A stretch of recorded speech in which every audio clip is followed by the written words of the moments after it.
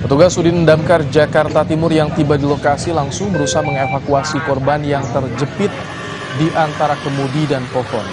Kondisi kaki korban yang terluka membuat petugas harus hati-hati. Truk yang menabrak pohon akhirnya ditarik menggunakan kendaraan damkar. Korban yang mengalami luka dan patah kaki langsung dibawa menggunakan ambulans ke rumah sakit terdekat.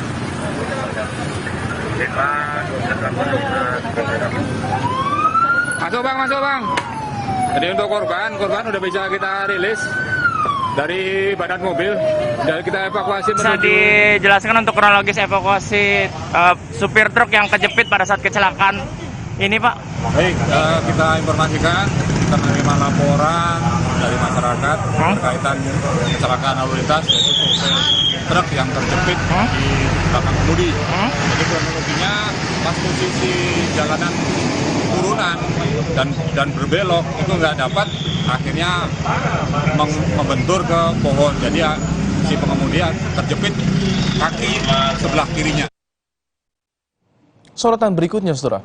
Penasihat hukum anak buah Sambo, Hendra Kurniawan dan Agus Nurpatria akan menghadirkan mantan Wakapolri, Komjen Purnawirawan Ugroseno sebagai saksi meringankan dalam kasus perintangan penyidikan pembunuhan Yosua. Komjen Purnawirawan Ugroseno dihadirkan sebagai saksi meringankan. Selain pernah menjabat sebagai Wakapolri, Ugroseno juga pernah menjabat sebagai Kepala Divisi Propampori. Tak hanya Ugroseno, kuasa hukum Hendra dan Agus juga menghadirkan ahli hukum tata negara dan ahli psikologi.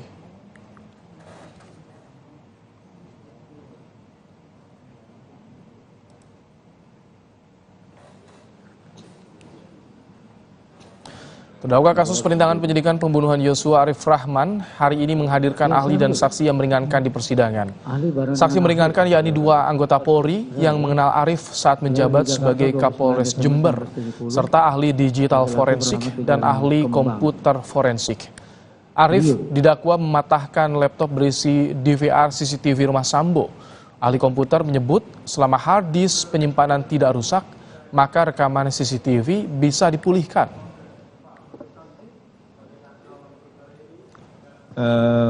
Biasanya kalau memang dia dalam keadaan mati dan kemudian dipatahkan laptopnya, maka harddisknya tidak akan berubah. Harddisknya nggak akan berubah. Ya, dan harddisk itu kan ada case-nya yang lebih kuat daripada luarnya ya, sehingga biasanya dia tahan. Ya. Nah, mengaksesnya memang harus dengan komputer lain. Harddisk itu dikeluarkan dan dibaca dengan komputer lain. Oh, dengan komputer lain. Ya. Nggak harus dengan merek yang sama? Nggak harus. Biasanya harddisk itu sudah menggunakan standar. Jadi apa tadi SATA yang Pak Herman bilang ya, maka sama semua SATA akan berlaku. Saudara, Bibi Yosua Huta Barat Rohani Simanjuntak kecewa terhadap tuntutan 8 tahun penjara kepada Putri Chandrawati. Tuntutan jaksa dinilai terlalu rendah karena Putri disebut mengetahui rencana pembunuhan Yosua. Keluarga Yosua Huta Barat kecewa karena 3 terdakwa, Putri, Kuat, dan Riki, tidak dituntut maksimal sesuai pasal 340 tentang pembunuhan berencana yakni hukuman mati. Keluarga Yosua juga menyayangkan Verdi Sambo sebagai otak pembunuhan hanya dituntut penjara seumur hidup. Keluarga berharap majelis hakim menjatuhkan vonis kepada 4 terdakwa dengan hukuman lebih tinggi dari tuntutan jaksa.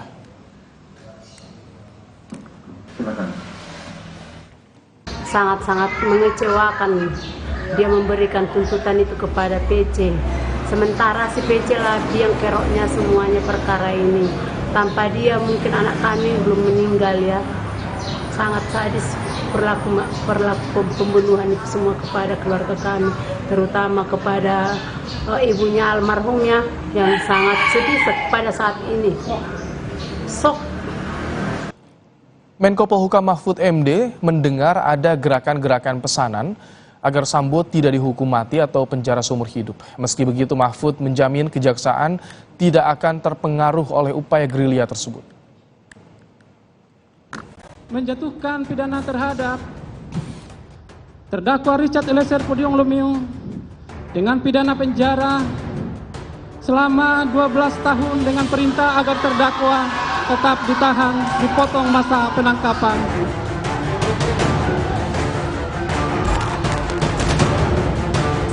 Jaksa penuntut umum menuntut Richard Eliezer dengan pidana penjara 12 tahun.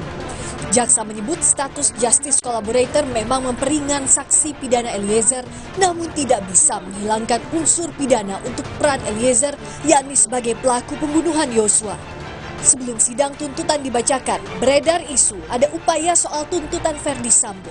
Menko Polhukam Mahfud MD mengatakan gerakan-gerakan pesanan ini agar hukuman Sambo berupa angka, yakni hukuman penjara 20 tahun ke bawah dan bukannya huruf. Meski demikian, Mahfud menjamin bahwa institusi kejaksaan independen dan tidak terpengaruh oleh upaya gerilya itu. Sebelum putusan Sambo saya bilang, saya sudah mendengar ada gerakan-gerakan yang minta memesan putusan Sambo itu agar dengan huruf. Tapi ada juga yang minta dengan angka. Jadi bukan putusan yang ini yang pesan. Ada yang bergerilya, ada yang ingin Sambo dibebaskan, ada yang ingin Sambo dihukum, kan gitu. Tapi kita bisa amankan itu di kejaksaan. Saya pastikan kejaksaan independen. Saya pastikan kejaksaan independen. Tidak terpengaruh dengan gerakan-gerakan bawah tanah itu. Karena ada bilang, ada katanya seorang brigjen mendekati si A si B. Saya bilang brigjennya siapa? Suruh sebut ke saya. Nanti di sini saya punya majen banyak kok. Saya bilang. Kalau Anda bilang majen yang mau menekan pengadilan atau kejaksaan, di sini saya punya legend. Saya bilang. Jadi pokoknya independen aja hakimnya. Jaksa sudah membacakan tuntutan penjara seumur hidup untuk Verdi Sambo, 8 tahun untuk Putri Chandrawati, Ricky Rizal, dan Kuat Ma'ruf. Sementara untuk Eliezer, jaksa menuntut pidana lebih berat dari Putri yang disebut ikut merencanakan pembunuhan Yosua, yakni 12 tahun penjara. Tim Liputan, Kompas TV.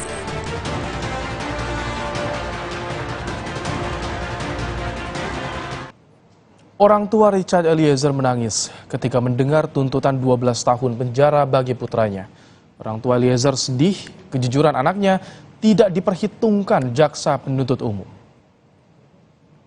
Menjatuhkan pidana terhadap terdakwa Richard Eliezer Pudium Lumiu dengan pidana penjara selama 12 tahun dengan perintah agar terdakwa tetap ditahan, dipotong masa penangkapan.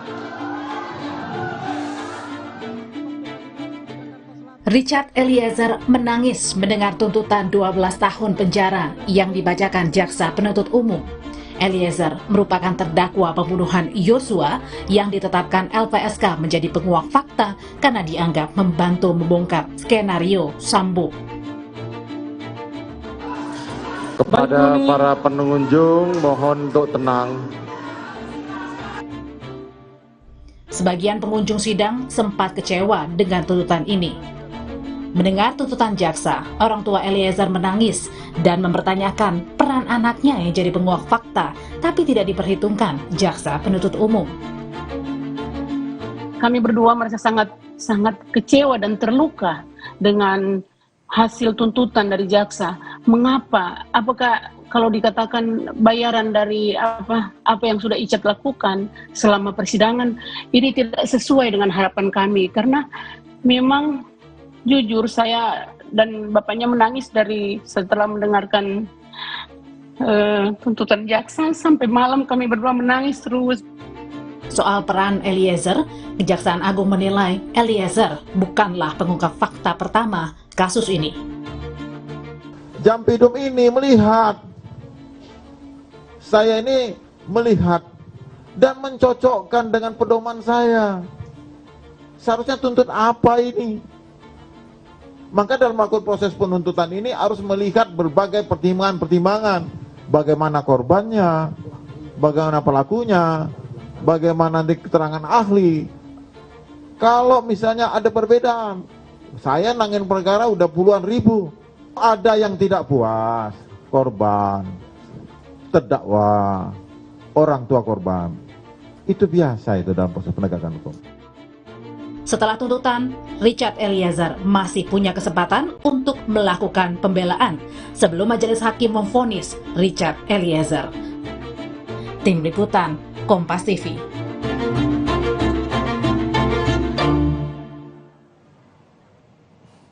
Saudara, informasi terkini dari Pengadilan Negeri Jakarta Selatan akan disampaikan jurnalis Kompas TV Jonah Hamonangan. Selamat petang, Jonah. Jonah, mantan Wakapolri Ugroseno akan hadir menjadi saksi meringankan Hendra dan juga Agus. Apakah sudah dimulai sidangnya, Jonah? Ya, Pak, sidang baru saja dimulai dengan terdakwa Hendra Kurniawan dan Agus Nurpatria. Jadi terkait dengan sidang hari ini ada 2 keterangan ahli dan 1 saksi yang meringankan. Untuk 2 keterangan ahli adalah satu dari saksi ahli HTN, yaitu adalah Margarito Kamis, dan satu adalah saksi ahli psikologi. Sedangkan untuk yang meringankan adalah mantan Wakapolri Komjen Purnawirawan Ugroseno. Ini cukup menarik, apalagi kalau kita lihat dari riwayat jabatannya, mantan Wakapolri Komjen Ugroseno pernah menjabat sebagai Kadif Propam. Nah, tentu saja kalau kita lihat terkait dengan jabatan dari Ferdy Sambo dan juga Hendra Kurniawan yang berdinas di Propam, apa yang menjadi keterangan hari ini khususnya dari Komjen Pol Purnawirawan Ugroseno sangat penting untuk melihat apakah ada kejutan atau surprise atau mungkin beberapa hal yang menjadi catatan khusus. Tadi saya sempat menanyakan ke penasihat hukum ke Ragado. Tadi Ragado sempat mengatakan bahwa ini surprise atau kejutan dan tidak mau menjabarkan apa maksud atau tujuan dari saksi meringankan khususnya dari Ugroseno. Yang pasti kami akan mendengarkan apa yang menjadi hal penting khususnya dari adanya saksi meringankan khususnya Komjen Ugroseno, apakah nanti akan diterangkan mengenai mungkin apa yang dilakukan oleh Propam atau mungkin nanti ada beberapa hal atau hal khusus yang ditekankan khususnya dalam hal saksi meringankan khususnya mantan Wakapolri Komjen Ugroseno.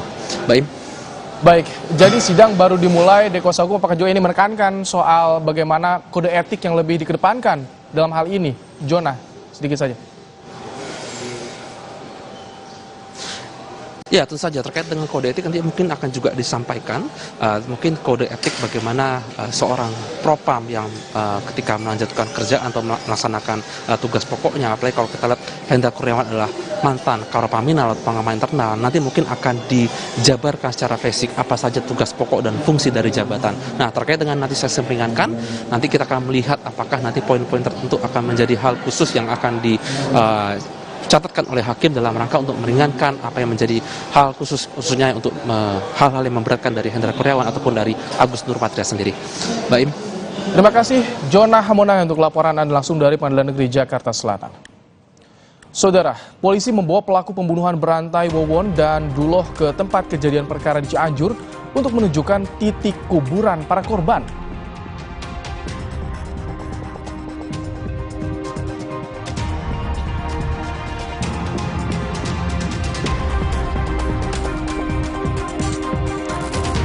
Seorang tetangga pelaku pembunuhan berantai di Cianjur sempat dirawat di rumah sakit dan selamat setelah sempat minum kopi campur racun.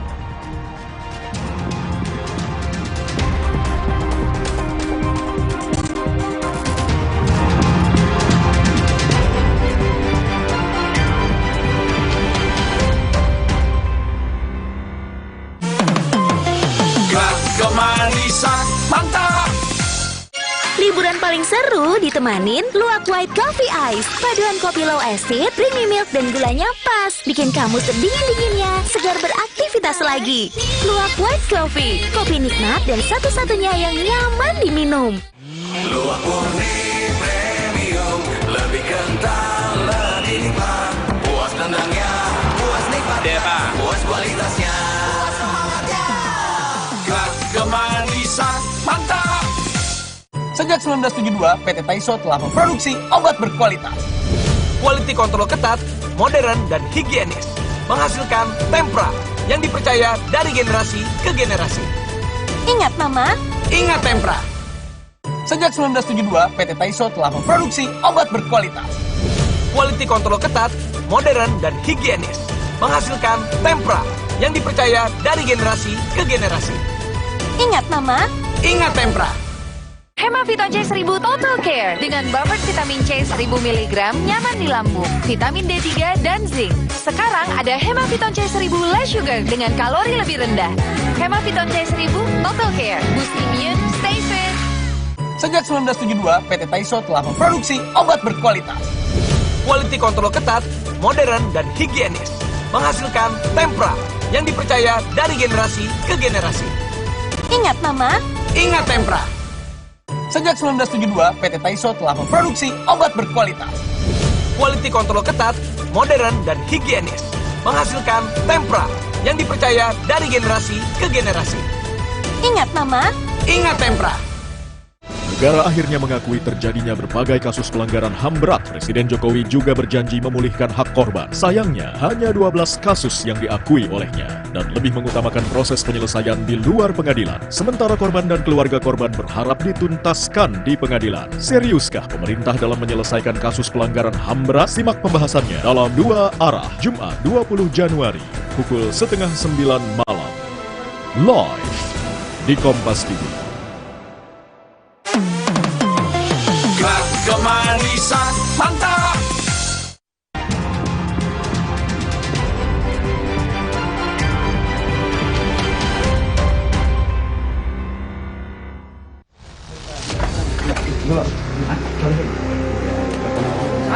Ngomong.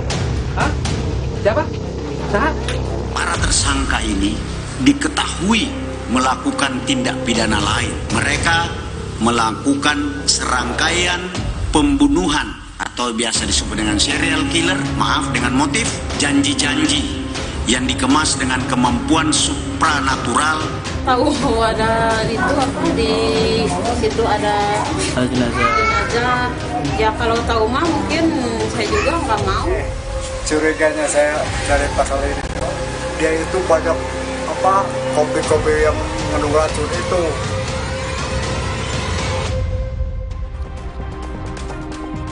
Saudara, pasca penangkapan 2 pelaku pembunuhan berantai di Bekasi, Cianjur, dan Garut, polisi membongkar lubang kubur yang dibuat para pelaku di rumahnya masing-masing.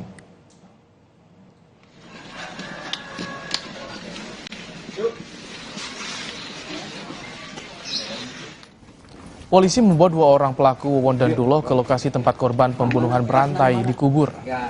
2 pelaku dihadirkan untuk memastikan titik mana saja di karangan rumah pelaku yang dijadikan kuburan korban pembunuhan berantai. Ini ya. Alat-alatnya ini Pak gratis sama dia.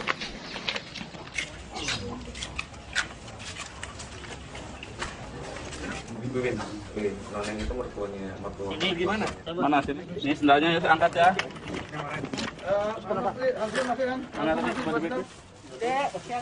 Inilah detik-detik pembongkaran lubang kubur para korban pembunuhan berantai Duloh dan Wawon. Usai berhasil digali 2 lubang kubur dari rumah tersangka Duloh ditemukan 2 jenazah yang diduga merupakan jenazah Noneng dan Wiwin. Ini satu berarti yang di atas Wiwin berarti. Wiwin. Tapi udah dibungkus ini.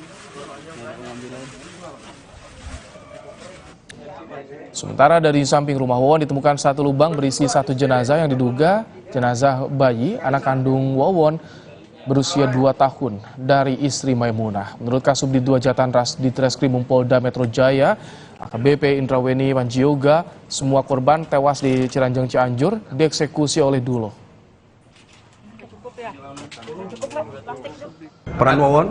Perannya Wawon itu mengantarkan para korban.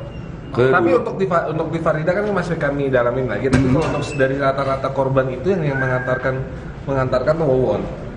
Yang di TKP di sini ya, yang di rumah Ciranjang di Ciranjang. Seperti Wiwin, Noneng itu yang mengantarkan ke rumahnya dulu itu Wawon. Setelah dibunuh. Iis Suryati, istri keempat Wawon, pelaku pembunuhan berantai Bekasi Cianjur, tidak menaruh curiga kepada suaminya yang sejak tahun 2005 menjadi pendamping Iis. Wawon ditangkap karena menjadi pelaku pembunuhan berantai dengan modus memperkaya para korban. Iis bilang di rumahnya tidak ada praktek perdukunan. Seharinya sang suami bekerja di pabrik beras. Oh, tadi kan suka praktek perdukunan nggak sih? Iya. Papa Wawon sendiri kerjanya apa, Bu? Suami? Ya kerjanya katanya di pabrik beras. Tapi ada gelagat mencurigakan nggak, Bu? Bisa di rumah sering menyendiri, sering gitu nggak? Biasa aja? Biasa aja. Dia mengakui pernah berkeluarga? Katanya saya tuh istri yang keempat kali. Ibu teh. Sebelum menikahi Iis, Wawon bercerita jika dirinya pernah menikahi 3 perempuan, tapi semuanya cerai. Padahal istri Wawon dibunuh. Iis juga tidak tahu jika ada 1 jenazah seorang anak berusia 2 tahun yang dimakamkan di samping rumahnya. Nggak tahu ada itu apa di situ ada jenazah. Ya kalau tahu mah mungkin saya juga nggak mau. Jadi sempat ada yang ngungkapin gitu nggak? Kan katanya itu mah buat sepiteng, katanya buat sepiteng dari kamar mandi ibunya. Di rumah Wawon dan Iis juga terdapat lubang yang kuat diduga. Ini sebagai tempat kubur korban selanjutnya. Wawon. Tim Liputan, Kompas TV. Sementara seorang warga bernama Ujang Zainal selamat setelah minum kopi yang ditemukan tak jauh dari rumah tersangka Solihin di Kampung Babakan Mande, Kecamatan Ciranjang, Cianjur. Awalnya istri Ujang curiga menemukan bungkusan kopi saset yang telah terbuka di halaman rumahnya. Hari ini Polda Metro Jaya kembali mendatangi lokasi pembunuhan Won CS di Cianjur. Apa saja temuan dari Polda Metro Jaya? Kita akan sapa jurnalis Kompas TV, Vida Alata. Selamat petang, Vida. Apa saja temuan terbaru dari polisi soal kasus ini, Vida? Ya, selamat petang Ibrahim. Ini juga yang akan kami tanyakan langsung kepada kemudian di Reskrimum Polda Metro Jaya Kombes Hengki Haryadi yang sejak pukul sekitar 3:30 tadi sudah kemudian kembali meninjau lokasi tempat kemudian korban maksud kami pelaku kemudian menguburkan kembali kemudian jenazah korbannya. Kita akan sapa langsung, Pak. Selamat sore. Selamat sore. Oke Pak, untuk hari ini apa yang kemudian akan kembali didalami oleh pihak kepolisian? Jadi sebagaimana yang kami sampaikan kemarin bahwa kita membuka posko di sekitar TKP ini ya. Kemudian juga tadi pagi sampai dengan siang kita melaksanakan analisa dan evaluasi. Sore ini kami datang kembali dengan tim yang lengkap, kolaborasi interprofesi dari Laboratorium Forensik, Kedokteran Forensik, Inavis, dan juga sore ini ditambah dari Psikologi Forensik. Artinya begini, kami masih memiliki PR ataupun hal-hal yang harus kami pertajam terkait dengan tersangka misalnya. Apakah ada tersangka yang lain di luar dari 3 tersangka ini? Karena berdasarkan pengalaman kami kemarin pada saat mengungkap awal dari kasus yang ada di Bekasi, kita ketahui bahwa tersangka hanya 2 orang. Namun setelah kita adakan penelitian secara lebih mendalam, integrasi secara lebih intensif, dan kita temukan fakta dan entry point untuk membuka fakta yang lebih besar lagi, ternyata bertambah lagi 1 orang tersangka yang kita duga awalnya itu adalah korban. Ternyata ini juga tersangka dan mengkompulir dana-dana dari TKW ini, di mana diantaranya 2 orang sudah menjadi korban. Kemudian yang kedua, kami harus mendalami kembali apakah dimungkinkan ada korban-korban lain. Ya, seperti kemarin diketahui hanya 3 korban. Setelah kita ketemukan fakta baru, ternyata ada 6 korban lagi yang kemarin sudah kita dalami. Kami dibantu oleh Polda Jabar dari tim kedokteran forensik Polda Jabar dan juga dari Polres Cianjur sampai dengan saat ini mendampingi kami untuk penyelidikan. Dan juga sore ini kami harus mendalami lagi motif. Ya. Apakah di luar motif ekonomi ada motif-motif yang lain? Karena memang untuk motif ekonomi kami sudah yakin ya. Karena memang ada uang yang berpindah digunakan oleh para tersangka. Tetapi menjadi pertanyaan buat kita, kenapa harus ada 2 orang anak di bawah umur yang harus menjadi korban? Yang kita temukan TKP di sini kemarin itu atas nama Bayu 2 tahun dan juga kakaknya, ini Neng Ayu yang selamat di Bekasi. Kedua korban ini merupakan anak dari almarhumah Maimunah yang juga merupakan ibu kandungnya. Nah, ini harus kita dalam ini sebenarnya motif apa, dan 2 putranya yang meninggal di Bekasi, korbannya almarhumah Maimunah ini juga dari lingkungan keluarga dekatnya. Artinya motif akan kami terus dalami karena memang ini merupakan misi kemanusiaan juga, Mbak ya. Kita harus mencegah agar tidak terjadi lagi modus operandi seperti ini, dan peringatkan juga kepada masyarakat agar tidak mudah percaya terhadap para pelaku yang mencoba menipu daripada masyarakat dengan modus yang seperti ini. Tapi yang kemudian menarik ini adalah terkait motif ini kan ada berbagai informasi. Salah satunya adalah kemudian motif terkait ada keterlibatan praktik perdukunan begitu. Apakah kemudian motif ini dibenarkan oleh pihak kepolisian? Penyelidikan kami ini sifatnya adalah berkesinambungan. Jadi kita ketemu fakta, kita teliti dan bagian. Nah, itulah salah satu fungsi daripada psikologi forensik yang kami hadirkan sejak awal sebenarnya, dan akan memperdalam lagi di sini untuk mendalami motif daripada kejadian ini. Akan diteliti dari berbagai aspek dengan metode otopsi psikologi retrospektif ya, dari berbagai sisi perilaku baik itu korban maupun juga para tersangka utamanya. Nah, sekali lagi kita yakinkan ada motif yang lain di luar motif ekonomi, karena ada 2 orang anak di bawah umur yang menjadi korban, dan juga ternyata korban-korbannya ini masih dalam satu lingkaran family tree daripada tersangka. Gitu. Yang juga menarik adalah kemudian bagaimana korban-korban ini menghilang selama bertahun-tahun, Pak, tapi kemudian tidak ada laporan, tidak ada kemudian kecurigaan dari pihak keluarga korban. Ini polisi menanggapinya seperti apa?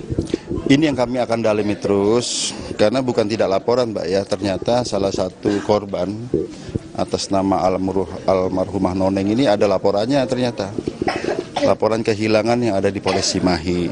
Nah, ini juga yang lain kami akan dalami juga, termasuk yang akan kami dalami atas nama korban Siti yang TKW yang termasuk dalam satu daftar pengirim dana ini, yang informasinya itu didorong ke laut. Nah, kemudian saat ini dimakamkan di daerah Garut. Ini akan kita bongkar juga. Kami akan teliti, dan ini tim sudah bergerak juga ke Jawa Timur. Kemudian yang kedua, korban Halimah yang adalah mertua daripada pelaku. Ibu daripada Maimunah yang korban di Bekasi ini. Jadi anaknya dinikahi, ibunya dibunuh oleh si Dulo, anaknya dibunuh oleh komplotan ini. Ini kan kita dalami lagi, akan kita bongkar lagi makamnya. Ya, sebagai contoh satu lagi, korban Farida ini informasinya kan sebelum dibunuh juga diracun. Nanti tim lapor lengkap dan kedokteran forensik akan meneliti kembali. Inilah kemudian psikologi forensik nanti yang akan kemudian bermain terkait hal itu. Ada informasi ada tambahan 2 korban yang sudah diketahui oleh pihak kepolisian di Badung. Informasi apakah itu betul? Nah, ini yang akan kita bongkar lagi makamnya ya, atas nama korban Halimah, dan 1 orang lagi di Garut. Tapi juga kita akan cross check informasi yang lain. Jadi segala informasi akan kita tampung dan kita akan dalami. Sebagai contoh dari salah satu TKW yang ada di Arab Saudi yang dulu pernah hampir dibunuh juga dengan modus yang sama atas nama Yeni. Dia memberikan informasi bahwa tolong dicek rekannya atas nama ABC apakah masih dalam keadaan sehat, dan ini juga akan kami teliti tentunya. Itu ya, ada kemungkinan korban dan bahkan pelaku ini bertambah terus begitu ya, Pak? Ya, kita akan dalami intinya sampai dengan tuntas, jangan sampai terulang kembali ada korban baru lagi dan lain sebagainya. Terima kasih banyak Pak Kombes Hengki Haryadi atas waktunya bersama kami Kompas TV. Semoga kemudian kasus ini segera terungkap hingga tuntas begitu ya Pak ya. Itu tadi Ibrahim dan juga saudara, bagaimana kemudian penyelidikan mendalam ini akan terus dilakukan oleh pihak kepolisian untuk kemudian memburu siapa-siapa saja kemudian yang bisa jadi kemudian berpotensi menjadi pelaku, dan juga korban-korban yang kemungkinan masih hingga saat ini berhasil disembunyikan. Ibrahim, kembali ke Anda di studio. Baik, terima kasih Vida Alatas untuk laporan Anda langsung dari Cianjur, Jawa Barat.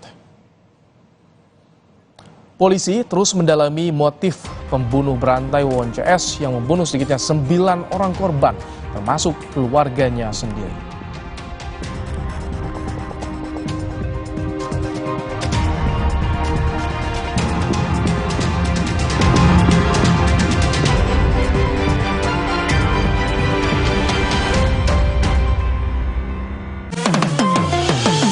Kemanisan mantap. Kompas TV, televisi berita independen terpercaya, senantiasa menghadirkan tayangan unggulan terbaik. Bagaimana hakim bisa menemukan kebenaran Rosy, antara dua berbeda? Karena jumlah pasal yang dinilai bermasalah. Satu Meja, The Forum. Ekspresi berbeda ditunjukkan Ferdi Sambo dan Sapa Indonesia Malam. sekarang bau memang masih. Nilu, Kompas TV, independen, terpercaya.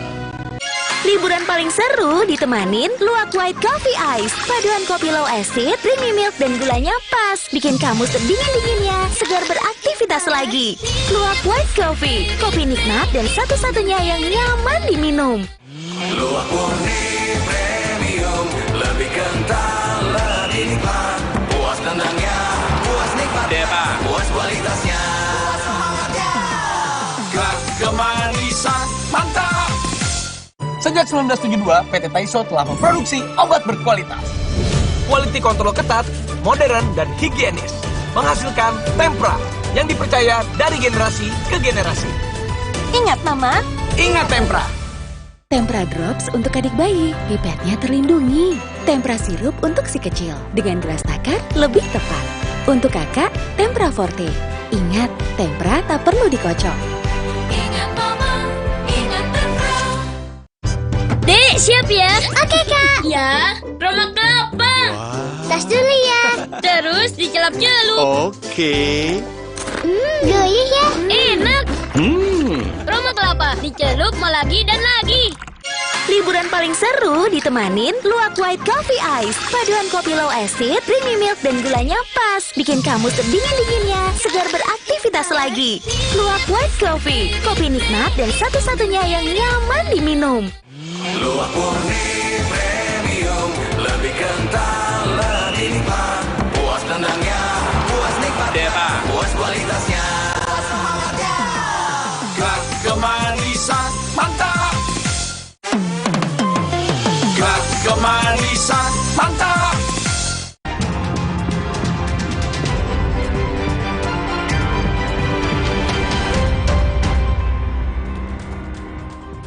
Ya, saudara, polisi berhasil membongkar praktik pembunuhan berencana berawal dari kasus keracunan di Bekasi, Jawa Barat. 9 orang jadi korban untuk menutupi penipuan berkedok dukun yang dilakukan para pelaku. Kasus pembunuhan berantai di Bekasi dan Cianjur, Jawa Barat menggegerkan warga. Bagaimana tidak, para pelaku tega membunuh anggota keluarganya sendiri agar praktik penipuan berkedok supranatural tidak terbongkar. Berawal dari penemuan korban keracunan di Bekasi, polisi berhasil membongkar skenario pembunuhan berantai. 3 orang korban meninggal di Bekasi diduga diracuni dan dibunuh karena korban mengetahui penipuan yang dilakukan para pelaku berujung pembunuhan di Cianjur. 3 orang berhasil ditangkap polisi dari pembunuhan berencana ini. Masing-masing tersangka, ada yang menjadi eksekutor, ada juga yang membujuk korban untuk datang ke rumah tersangka. Korban meninggal dunia yang di Bekasi ini dibunuh karena para tersangka ini diketahui melakukan tindak pidana lain. Apa tindak pidana lain itu? Mereka melakukan serangkaian pembunuhan atau biasa disebut dengan serial killer dengan modus operandi, dengan motif janji-janji yang dikemas dengan kemampuan supranatural untuk membuat orang menjadi sukses atau kaya. Jadi keluarga dekatnya ini dianggap berbahaya karena mengetahui bahwa dia melakukan tindak pidana lain. Total ada 9 korban yang dibunuh oleh pelaku. 3 korban ditemukan di Bekasi, Jawa Barat, 5 korban ditemukan di Cianjur, dan 1 korban ditemukan di Garut. Mayoritas korban merupakan keluarga dari pelaku. Tim Liputan, Kompas TV. 3 pelaku pembunuhan berantai yang sudah ditangkap polisi. Dan saudara, kami hadirkan, inilah wajah pelaku pembunuhan di Bekasi dan Cianjur. Para pelaku dan korban memiliki ikatan keluarga. Korban meninggal di Bekasi merupakan istri dan anak tiri salah satu pelaku. Sedangkan korban di Cianjur merupakan mantan istri dan mertua salah satu pelaku serta anak salah satu pelaku. Kasus pembunuhan satu keluarga dengan kopi yang dibubuhi racun di Bekasi dan Cianjur ini menguak pembunuhan berantai yang dilakukan oleh Won CS. Apa saja temuan-temuan polisi dan bagaimana psikologi forensik melihat kasus ini? Kita akan bahas bersama dengan Kabid Humas Polda Metro Jaya Kombes Truno Yudo Wisnu Andiko dan psikolog forensik Reza Indragiri Amril. Selamat sore Pak Truno, Pak Reza. Selamat sore Mas Reza. Baik, saya ingin ke Pak Truno. Pak Truno, hari ini Polda Metro Jaya langsung terjun ke Cianjur. Apa saja temuan terbaru dan kendala pemeriksaan pelaku apa sih? Apakah lancar mengungkapkan apa yang mereka lakukan? Membuat terang benderang, Pak Truno? Iya, baik Mas Rahmat. Saya jelaskan dulu ya, memang ini menjadi perhatian publik sejak awal adanya satu keluarga 5 orang keracunan. Namun ada hal-hal yang sudah ditekan oleh Kapolda bahwasannya kita harus melakukan secara saintifik. Di mana saintifik ini kan cara suatu yang modern untuk mengungkap secara ilmiah sehingga keakuratannya bisa bertanggung jawab. Nah kemudian perkembangannya dari hasil saintifik memang berkembang di Cianjur adanya suatu entry point-nya adalah TKP baru. Di mana pada saat penyidik melakukan proses olah TKP didapati dalam gundukan tanah dan kemudian didapatkan lagi jenazah. Nah, artinya di dalam hal ini proses pemeriksaan yang berkesinambungan tadi dengan interprofesi melakukan adanya psikologi forensik, kemudian ada laboratorium forensik dan kedokteran forensik, kami mendapati adanya perbuatan pidana lain selain yang tadinya keracunan menjadi pembunuhan dan kemudian adanya serangkaian pembunuhan atau disebut serial killer yang tadi disampaikan. Nah, sejauh ini sampai hari ini tim penyidik masih di Cianjur titik kumpulnya dan kemudian ada lagi informasi baru dengan bertambahnya identitas korban yaitu adanya makam Halimah dan juga dengan identitas yang digarut dengan atas nama Siti. Begitu Mas Rahmat. Baik, saya ingin ke Pak Reza. Pak Reza, ini kan 9 korban, mayoritas adalah keluarga, anggota keluarga pelaku bahkan. Dari sisi kejiwaan, ini niatnya seperti apa sih Pak Reza sampai nekat menghabisi nyawa anggota keluarga sendiri? Pertama, saya membangun persepsi bahwa betapapun para pelaku atau para tersangka ini belum pernah keluar masuk lapas, tapi dari sudut pandang risk and need assessment mereka sudah bisa disebut sebagai residivis. Jadi penilaian atau simpulan tentang residivisme itu ditentukan berdasarkan pengulangan perbuatan jahat, terlepas apakah mereka pernah berurusan dengan penegak hukum atau tidak. Itu yang pertama. Yang kedua, karena saya mengecap atau memberikan label residivis kepada mereka, maka lazimnya ada 8 faktor yang perlu ditelaah. 4 faktor diantaranya disebut sebagai faktor dominan, dan 4 faktor berikutnya disebut sebagai faktor yang tidak dominan. Nah, saya berfokus pada 4 faktor dominan ya. 4 faktor dominan itu yang pertama adalah riwayat kejahatan. Yang dimaksud dengan riwayat kejahatan adalah karena para pelaku ini sudah pernah melakukan kejahatan sebelumnya dan berhasil lolos dari otoritas penegakan hukum, maka kita bisa bayangkan bahwa dari waktu ke waktu tingkat kefasihan, tingkat kelihayan atau tingkat kepintaran para pelaku ini terus meningkat. Sehingga modusnya akan semakin canggih, dengan kata lain kemungkinan mereka berhasil melakukan aksi kejahatan hingga sukses itu juga semakin tinggi peluangnya. Itu terkait dengan riwayat kejahatan sebelumnya. Dengan kata lain ringkasnya, kita sedang berhadapan dengan sosok manusia yang sesungguhnya sedang belajar, sedang meningkatkan keterampilan mereka dalam melakukan kejahatan termasuk dengan mencabut nyawa orang. Itu pertama. Yang kedua, dari apa yang dijelaskan oleh Pak Kapolda maupun Pak Kabid Humas, saya menangkap pesan bahwa boleh jadi sebagian atau semua tersangka ini memiliki pola kepribadian antisosial. Tetapi di ruang publik, apalagi pada tahap penyelidikan atau penyidikan seperti sekarang ini, saya tetap ingin berasumsi bahwa para tersangka adalah orang yang normal, orang yang waras, orang yang sehat.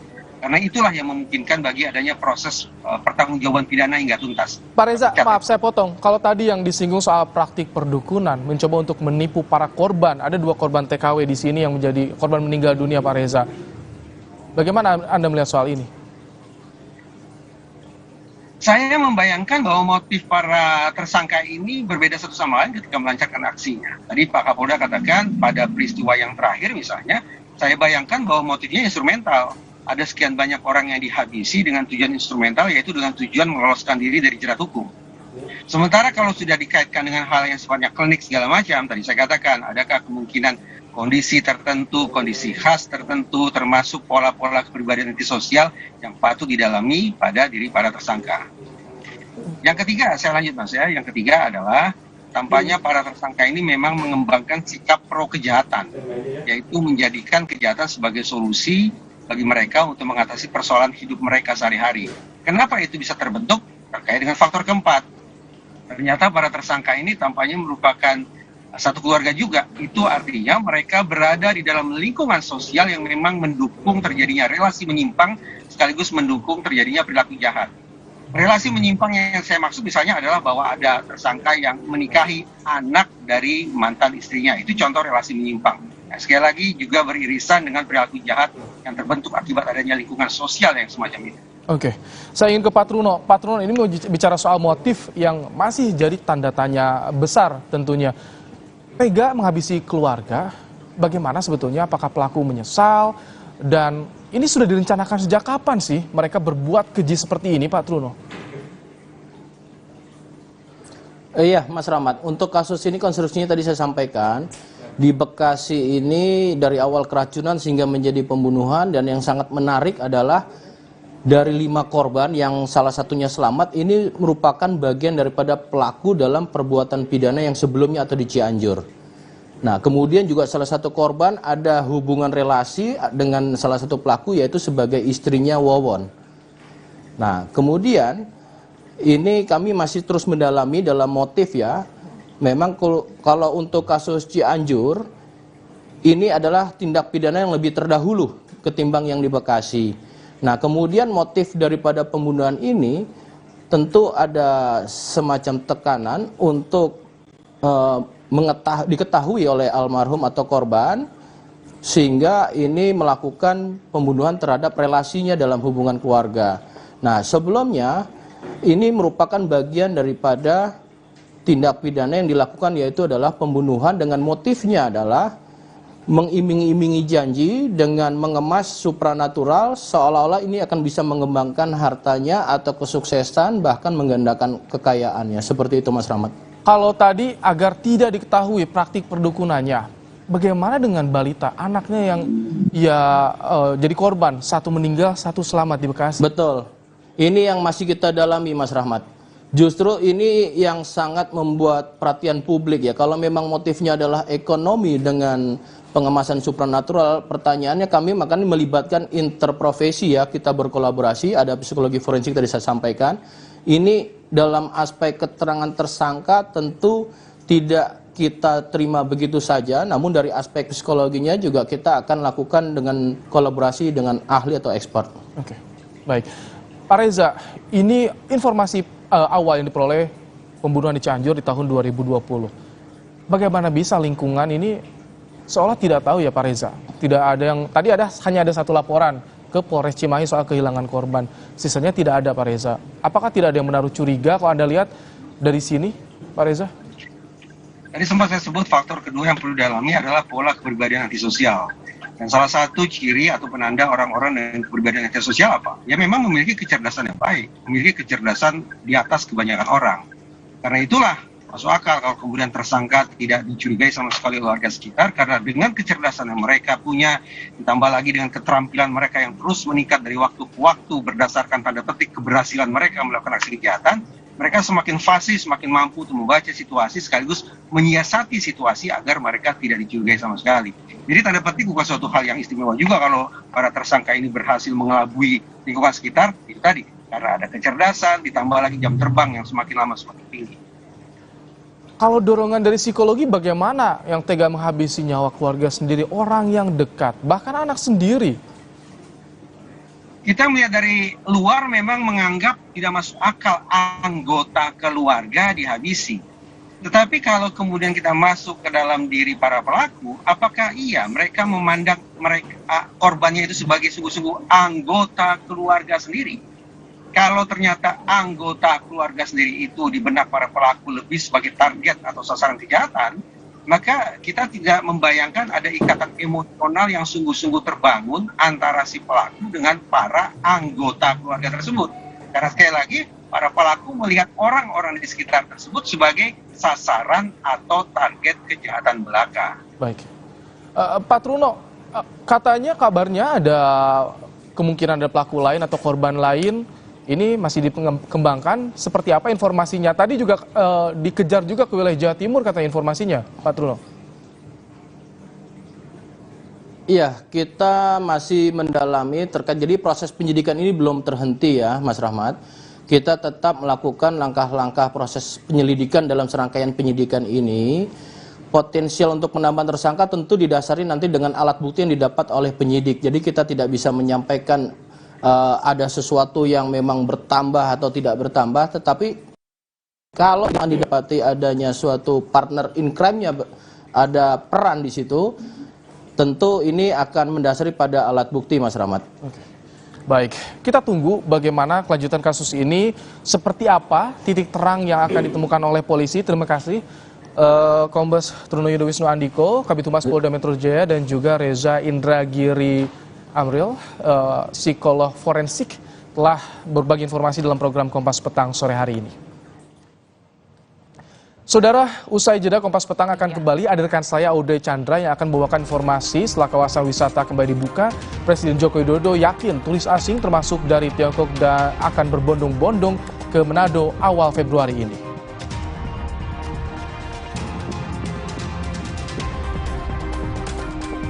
Sorotan berikutnya, pemerintah usulkan rata-rata biaya perjalanan ibadah haji untuk tahun 2023 naik 29 juta jadi sebesar 69 juta rupiah.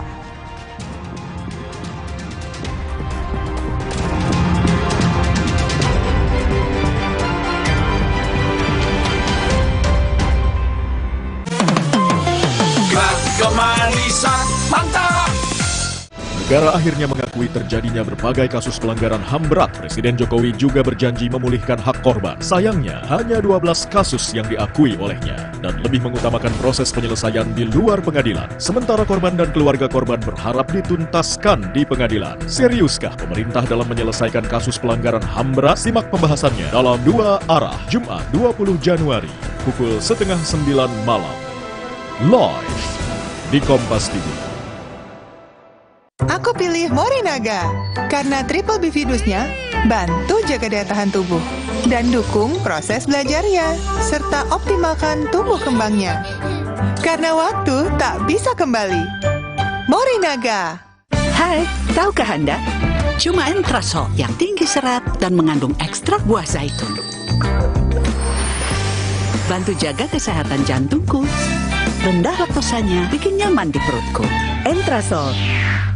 Liburan paling seru ditemanin Luwak White Coffee Ice. Paduan kopi low acid, creamy milk, dan gulanya pas. Bikin kamu sedingin-dinginnya, segar beraktivitas lagi. Luwak White Coffee, kopi nikmat dan satu-satunya yang nyaman diminum. Luwak murni premium, lebih kental, lebih nikmat. Puas tendangnya, puas nikmatnya, puas kualitasnya. Kemanisan mantap. Sejak 1972, PT Taiso telah memproduksi obat berkualitas. Quality control ketat, modern, dan higienis. Menghasilkan Tempra yang dipercaya dari generasi ke generasi. Ingat, Mama. Ingat Tempra. Tempra Drops untuk bayi, Tempra Sirup untuk adik, Tempra Forte. Ingat Mama, ingat Tempra. Dek, siap ya? Oke, Kak. Ya, Roma kelapa. Tas dulu ya. Terus dicelup-celup. Oke. Gurih ya. Enak. Roma kelapa, dicelup mau lagi dan lagi. Liburan paling seru ditemanin Luwak White Coffee Ice. Paduan kopi low acid, creamy milk, dan gulanya pas. Bikin kamu sedingin-dinginnya, segar beraktivitas lagi. Luwak White Coffee, kopi nikmat dan satu-satunya yang nyaman diminum. Luwak murni premium, lebih kental, lebih nikmat. Puas tendangnya, puas nikmatnya, puas kualitasnya. Kemanisan mantap.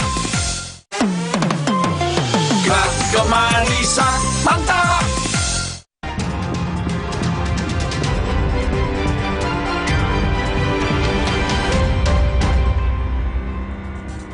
Presiden Joko Widodo, saudara, meninjau kawasan wisata Bunaken, Kota Manado, Sulawesi Utara hari ini. Presiden yakin setelah pemerintah membuka kawasan wisata untuk wisatawan mancanegara, turis asing akan berbondong-bondong datang awal Februari tahun ini. Untuk mendukung Bunaken sebagai salah satu tujuan wisata, pemerintah telah membangun sejumlah infrastruktur pendukung, antara lain rumah tinggal atau homestay bagi para wisatawan. Setidaknya ada 50 homestay untuk akomodasi di Bunaken. Terkait dengan banyaknya turis mancanegara yang nanti akan datang, Presiden mengaku tidak khawatir karena para turis telah melalui sejumlah protokol kesehatan sejak di negaranya. Dan kekebalan komunal masyarakat Indonesia dinilai sudah sangat tinggi.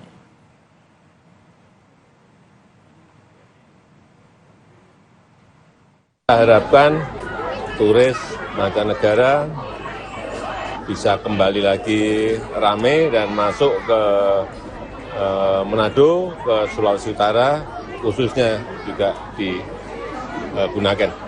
Ya kita membuka untuk turis semua negara tanpa kecuali, termasuk dari China, dari Tiongkok. Silahkan, dan saya melihat di awal bulan Februari ini akan berbondong-bondong ramai turis dari Tiongkok akan masuk ke Manado, masuk ke Sulawesi Utara kembali. Mengaku kasihan, Wali Kota Solo Gibran Rakabuming Raka tengah mencari seorang yang kehilangan pekerjaannya usai menghina Presiden Jokowi. Cuitan Denny Lugina, pemilik akun @luigi berbuntut panjang. Setelah mengunggah komentar yang bernada menghina Presiden Jokowi, ia harus kehilangan pekerjaan dari tempat kerjanya di kampus Unibi Bandung. Wali Kota Solo sekaligus putra sulung Jokowi turut berkomentar. Menurut Gibran, ia sudah terbiasa keluarganya dicaci di media sosial. Ia justru merasa kasihan dengan nasib Denny Lugina setelah kehilangan pekerjaan. Gibran berniat memberi bantuan dan saat ini tengah mencari tahu keberadaan Denny. Iya, tapi belum dapat orangnya. Nanti kalau ada yang tahu atau kenal ngabarin saya aja. Rencana mau seperti apa nanti, Mas? Kalau misalnya udah nemu kontaknya? Ya coba kita bantu lah ya. Kan kita kan juga menghormati keputusan dari perusahaan. Kalau memang keputusannya seperti itu ya kita terima. Tapi yang bersangkutan kalau punya anak istri ya kasihan juga. Ya. Jadi ada rencana mencarikan pekerjaan mungkin? Iya, nanti kita coba bantu, atau dia punya keluhan apa, atau pengen berwirausaha, nanti kita bantu lah. Setelah kabar penghina Jokowi dipecat viral di media sosial, pihak Rektorat Kampus Unibi Bandung memberi klarifikasi. Unibi membenarkan Denny Lugina sebagai karyawannya, namun yang bersangkutan mengundurkan diri, bukan dipecat. Terhadap orang biasa pun tanpa jabatan, kami tidak mengizinkan, apalagi terhadap presiden. Itu sudah cukup jelas.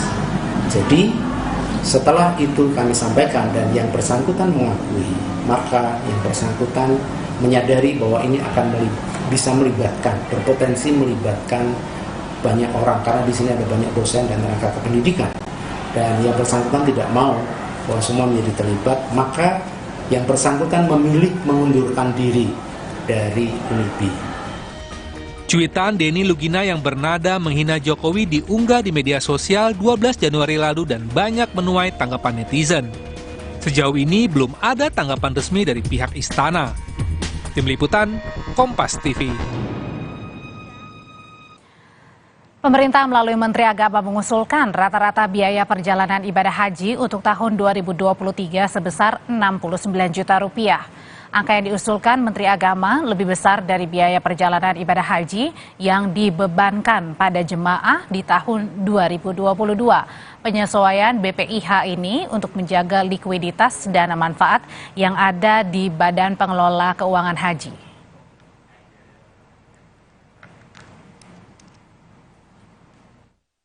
dengan komposisi BP sebesar 69.193.734 atau 70%. dan nilai manfaat atau optimalisasi sebesar 29.700.175,11 sen atau 30%. Komponen yang dibebankan langsung pada jamaah haji, kami menjelaskan dengan menggunakan asumsi dasar ini, pemerintah mengusulkan biaya rata-rata besaran BPIH tahun 2023 sebesar 69.733.733,6 sen rupiah. Sementara Wakil Ketua Komisi 8 DPR Aceh Hasan Jazili menegaskan angka 69 juta rupiah yang dibebankan kepada calon jemaah haji masih dapat berubah. Panja DPR akan merinci mulai dari biaya catering, transportasi hingga pemondokan. Tapi Aceh menekankan dana yang dikelola oleh BPIH harus didistribusikan secara berkeadilan. Biaya haji harus sesuai dengan kemampuan jemaah dan rasional keuangan haji.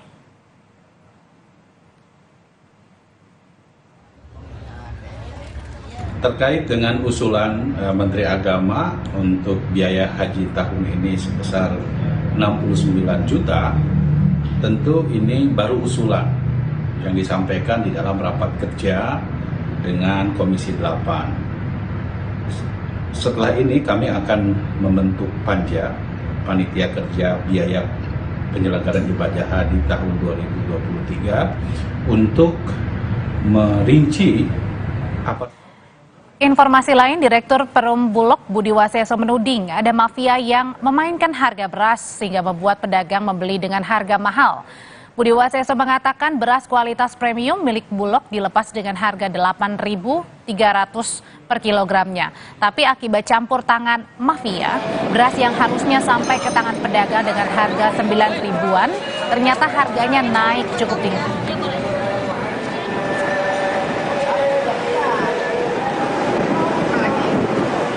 Saya tidak tahu kenapa begitu banyaknya yang kita lepas, harganya tetap tinggi. Pasti ada sesuatu. Ya, kalau saya mantan polisi, mantan Kabar Eskrim, saya sudah tahu. Sebenarnya sudah tahu. Ya. Dan saya juga tidak bodoh-bodoh amat gitu loh. Kalau tanda kutip ada mafia, memang ada. Ya, nanti saya kasihkan ke Satgas Pangan. Saudara Ibunda Richard Eliezer meminta tolong Presiden Jokowi dan Kapolri mendapat keadilan atas tuntutan 12 tahun penjara untuk sang anak Eliezer.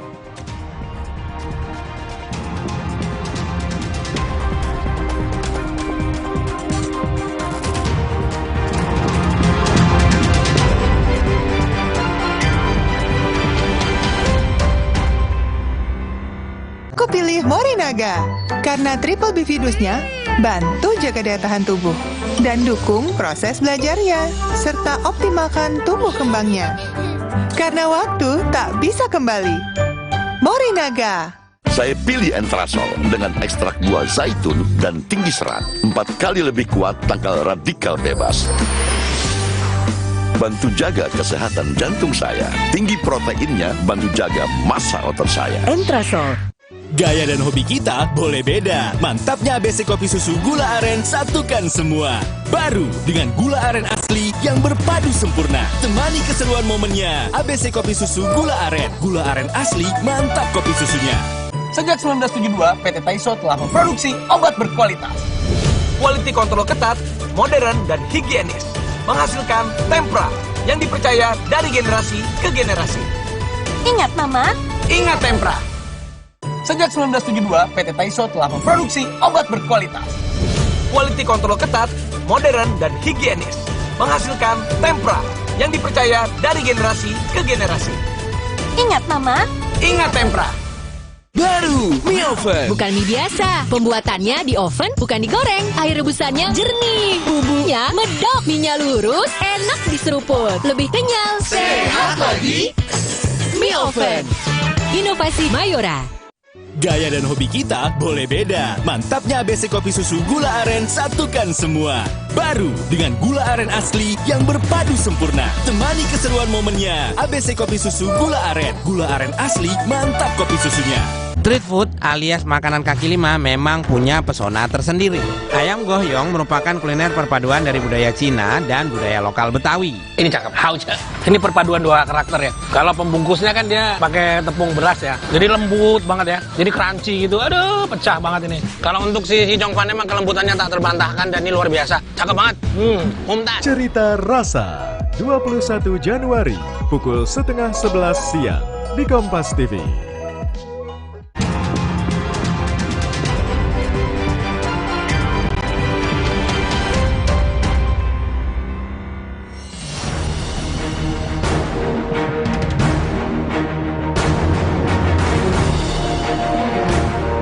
Presiden yang kami sangat hormati, tolonglah anak kami. Kami tidak bisa berbuat apa-apa untuk menemui Bapak Presiden. Kami tidak bisa, tetapi semoga Bapak Presiden bisa mendengarkan suara hati kami berdua. Kami orang kecil, Bapak. Kami melihat tidak ada keadilan bagi anak kami. Dia sudah melakukan kejujuran, dia sudah berusaha membantu dalam penyelidikan sehingga mereka tidak bekerja keras karena keterangan-keterangan yang Icat berikan. Tolonglah Bapak Presiden, untuk Bapak Kapolri, bisa siapapun yang mendengarkan suara kami ini, suara hati kami sebagai orang tua, tolonglah anak kami.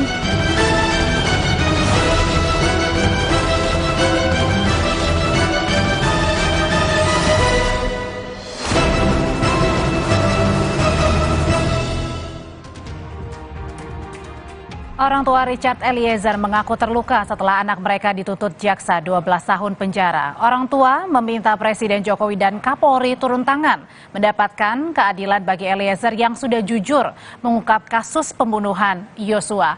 Ibu dari Richard Eliezer, Rineke Alma Pudihang, saudara, mengaku keluarga kecewa kepada jaksa yang telah menuntut anaknya 12 tahun penjara. Sementara untuk Putri Chandrawati hanya dituntut 8 tahun. Menurut Ibunda Eliezer sudah jujur dan kooperatif mengungkap kasus pembunuhan Yosua sejak pemeriksaan hingga persidangan. Keluarga meminta Presiden dan Kapolri mendapatkan keadilan untuk Eliezer.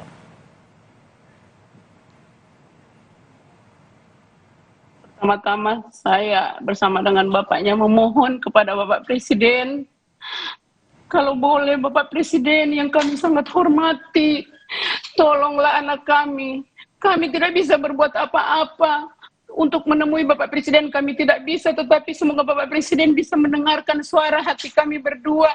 Kami orang kecil, Bapak. Kami melihat tidak ada keadilan bagi anak kami.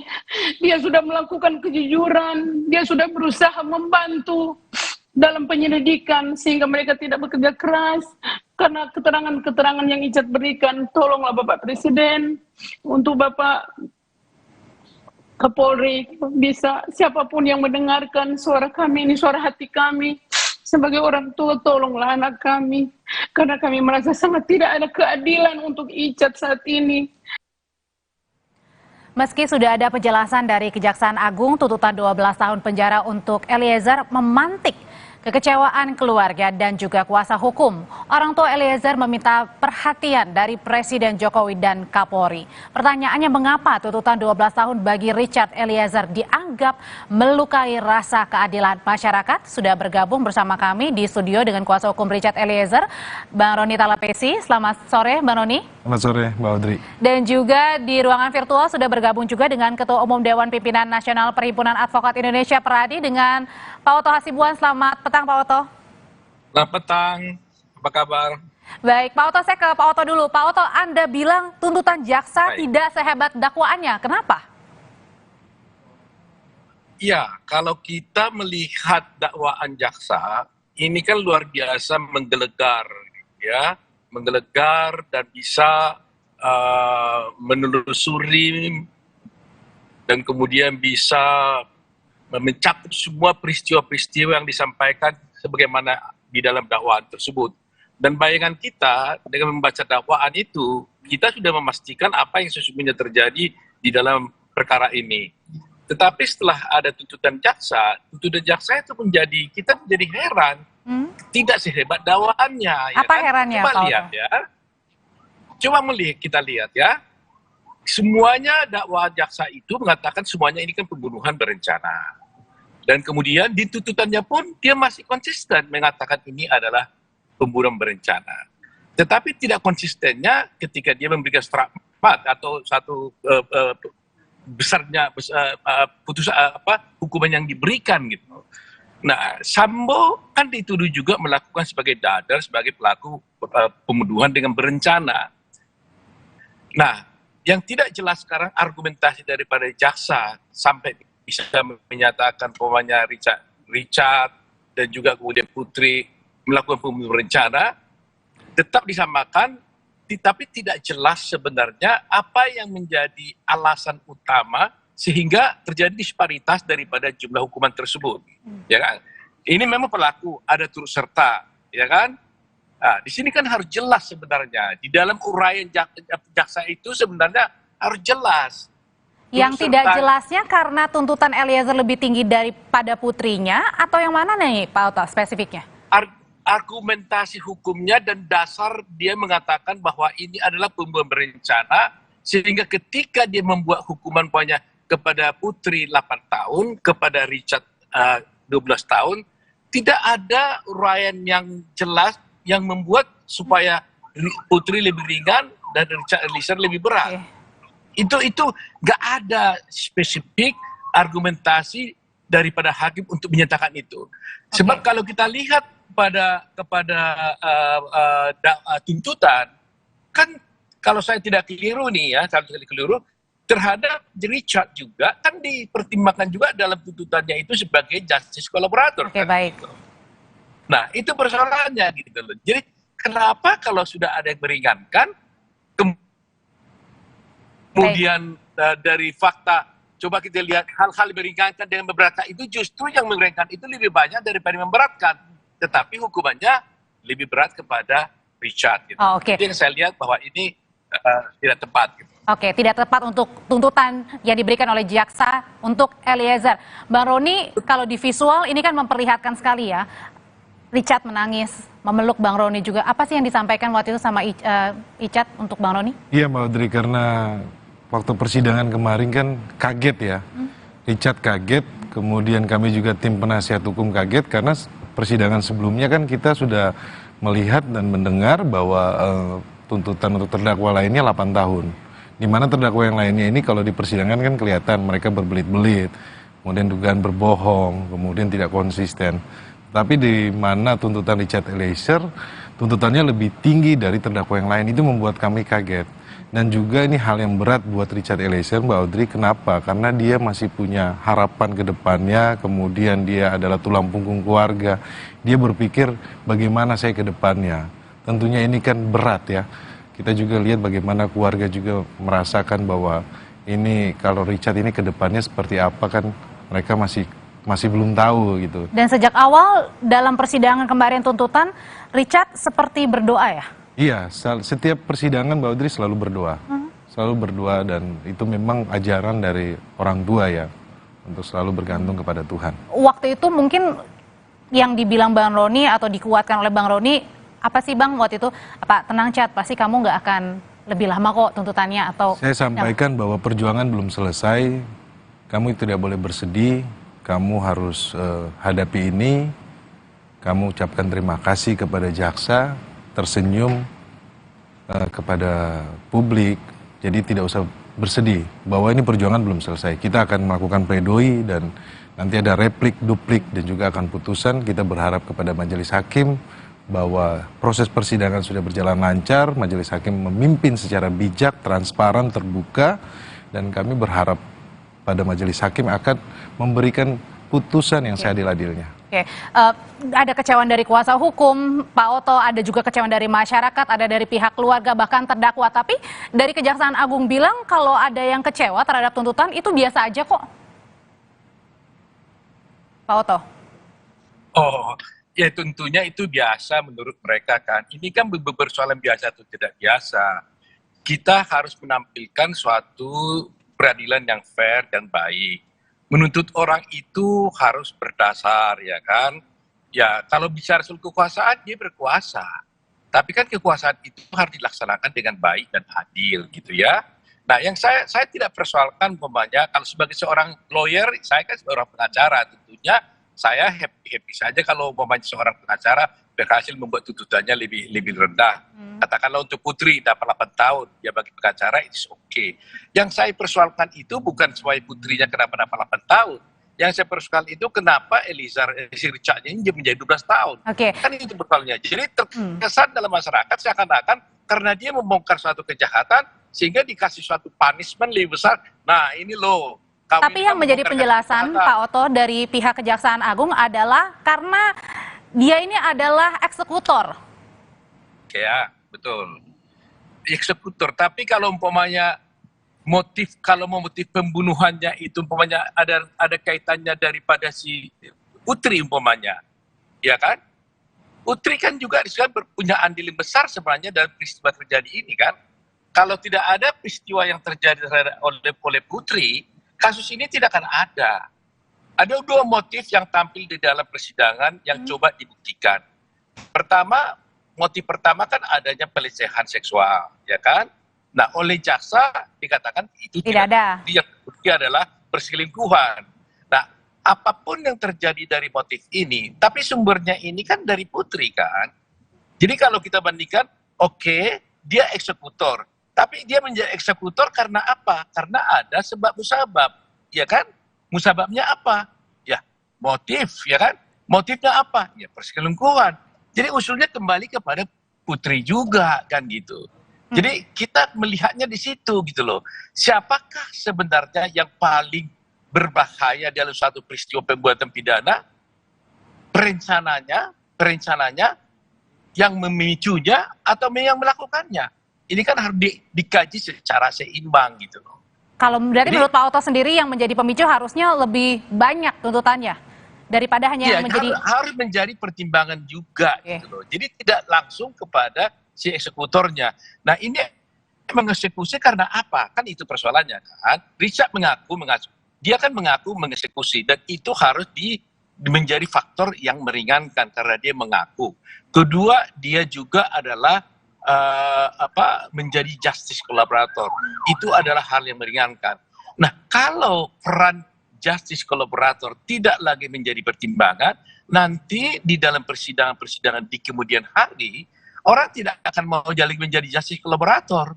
Kenapa? Karena nggak ada gunanya kan gitu. Nah ini harus juga menjadi pertimbangan daripada jaksa gitu loh. Justice collaborator sewaktu-waktu tetap kita butuhkan untuk mengungkapkan suatu kejahatan. Kalau tidak, sulit sekali membuka satu kejahatan kalau tidak ada justice collaborator. Bang Roni, tadi kan pada saat pagi hari kita juga berbincang sama orang tua ya. Bahkan orang tua Eliezer ini mohon sekali kepada Presiden juga Kapolri. Kenapa sampai harus mohon untuk Eliezer kepada Presiden juga Kapolri? Ini kan suara hati dari keluarga ya, dan juga mewakili dari masyarakat pada umumnya ya, masyarakat di Indonesia, bahwa mereka meminta keadilan dalam hal ini. Karena ini terkait dengan terusiknya rasa keadilan daripada keluarga maupun masyarakat luas.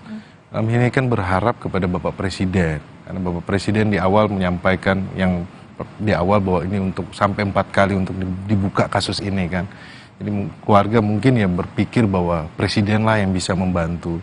Tapi terkait dengan proses yang sudah ada di yudikatif, di persidangan, kita serahkan ya kepada persidangan yang sudah berjalan. Tetapi ini adalah suara hati Mbak Audrey. Apa karena ada ketakutan kalau katanya dibilangnya ada gerakan bawah tanah misalnya begitu? Ya, saya tidak bisa sampaikan seperti itu, tetapi yang disampaikan oleh Pak Menko Polhukam mungkin ada indikasi seperti itu, mungkin ya menjadi kekhawatiran juga buat keluarga kan. Bahwa ada hal-hal yang nanti dikhawatirkan bahwa Richard Eliezer nanti akan diberatkan. Karena kami melihat bahwa persidangan Richard Eliezer kooperatif kok. Dia membantu proses persidangan, membantu jaksa penuntut umum untuk dalam pembuktian sehingga persidangan ini terbuka kan. Membantu jaksa penuntut umum, kemudian dalam persidangan juga pun disampaikan bahwa dialah yang membuka kotak Pandora. Bahwa kalau tidak ada Richard Eliezer ini perkara ini tidak akan terbuka. Saya pikir fakta-fakta persidangan ini sudah dilihat oleh berjuta mata publik bahwa Richard Eliezer punya peran penting dalam perkara ini, tetapi menjadi tidak adil ketika dia dituntut lebih dari terdakwa yang lain, padahal sudah diatur dalam Undang-Undang Perlindungan Saksi dan Korban. Dan juga tidak berbelit-belit kan? Dan tidak berbelit-belit. Dan hal yang meringankan kan Richard Eliezer banyak juga kan dalam pertimbangan jaksa penuntut umum. Ya, saya kembali lagi ke Pak Oto. Pak Oto, ini kan masih ada rangkaian lagi ya, termasuk juga dengan vonis begitu. Kemarin dari Jampidum juga bilang ya nanti diserahkan juga vonisnya ke majelis hakim karena ini menjadi wakil Tuhan. Nah, yang Anda lihat apakah ini sepertinya ya udahlah jaksa mengatakan Eliezer 12 tahun, selebihnya nanti saja hakim yang diserahkan gitu untuk vonisnya. Ya, memang akhirnya kita harus berpendapat begitu. Memang hakim itu adalah merupakan benteng terakhir dalam untuk mempertahankan keadilan ya. Nah, hakimlah nanti yang menentukan. Tetapi yang ingin saya sampaikan adalah reputasi seorang jaksa itu kan harus juga ditampilkan dengan baik. Itu aja persoalannya. Bisa-bisa saja, namanya kan jaksa kan berkuasa kan. Mau tuntut 12, mau 20 tahun kan suka-sukanya dia kan. Dia punya hak. Tetapi hak itu harus digunakan dengan baik. Dan ini dianggap tidak kurang baik dipergunakan oleh... Ya, maksud saya kalau dia mengatakan itu tergantung hakim nanti, itu kan nggak boleh seperti itu. Dia harus melihat, dia harus firm, dia harus yakin bahwa memang menurut dia inilah yang kalau tepat menurut dia. Apakah dianggap Pak Oto juga ini sebagai melempar begitu Pak Oto? Melempar ke hakim, singkat Pak Oto? Ya, itu yang saya khawatirkan kan, istilahnya serahkan pada hakim. Kan begitu kira-kira kan. Nah, jadi memang disinilah hakim yang harus nanti kita lihat bagaimana pertimbangan hakim. Karena bagi saya yang penting bahwa ini sama-sama dituduhkan suatu pembunuhan berencana, ya kan? Nah, kalau bicara memang kalau melihat konsistensi daripada tuntutan, kalau namanya pembunuhan berencana, itu kan harus tetap berada di ranah yang tiga itu kan. Ada pidana mati, ada pidana seumur hidup, ada pidana 20 tahun. Nah, ini kan berubah di luar itu kan. Nah, kalau di luar itu kan harus ada alasan yang kuat untuk bisa menyatakan tidak 20 tahun, tidak seumur hidup, dan tidak pidana argumentasinya mati. Ya Pak Oto yang ditekankan dalam masing-masing tuntutan. Baik, terima kasih Pak Oto. Bagi saya di situ. Baik, terima kasih Pak Oto Hasibuan. Terakhir Bang Roni, minggu depan hanya butuh satu minggu saja ya untuk pledoi yang sudah disiapkan dari tim. Ya Mbak Drik, bahwa sikap konsisten dari Richard Eliezer ini pun diikut sertakan dalam tim penasihat hukum. Kami menunjukkan sikap kooperatif ya, sesuai dengan asas peradilan cepat, murah, sederhana. Dalam proses awal kita sudah sampaikan tidak eksepsi, langsung pembuktian saja. Dan kemudian di dalam hal mengusun pledoi juga kami meminta waktu 1 minggu supaya proses ini semua berjalannya cepat. Oke, dan sudah siap 1 minggu untuk minggu depan. Terima kasih kuasa hukum Richard Eliezer, Bang Roni Talapesi, dan juga sudah bergabung melalui virtual dengan Ketua Umum Dewan Pimpinan Nasional Peradi, Bang Oto Hasibuan, sudah bergabung. Terima kasih, sehat selalu Bapak-Bapak. Usai jeda, saudara, kami kembali dengan informasi dari calon Ketua Umum PSSI sekaligus Menteri BUMN Erick Thohir akan bersih-bersih sepak bola Indonesia dan bersihkan mafia bola. Jurnalis Kompas TV Friska Clarissa berbincang eksklusif dengan Erick Thohir. Usai jeda berikut ini.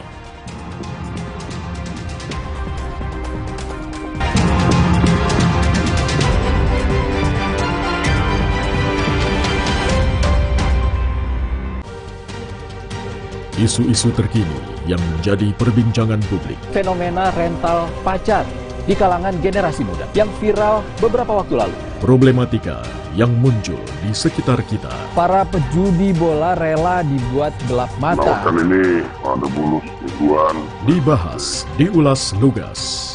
Dalam 60 menit, Special Report. Setiap minggu, pukul 6 petang. Di Kompas TV. Sejak 1972, PT Taiso telah memproduksi obat berkualitas.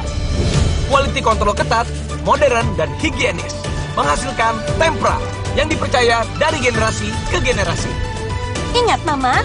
Ingat Tempra. Sejak 1972, PT Taiso telah memproduksi obat berkualitas.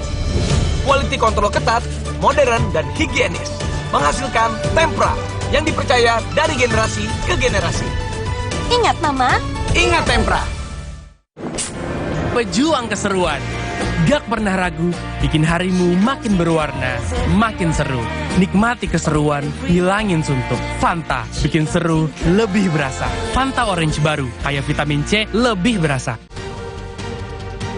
Isu-isu terkini yang menjadi perbincangan publik. Fenomena rental pacar di kalangan generasi muda yang viral beberapa waktu lalu. Problematika yang muncul di sekitar kita. Para pejudi bola rela dibuat gelap mata. Kan ini ada bonus mingguan.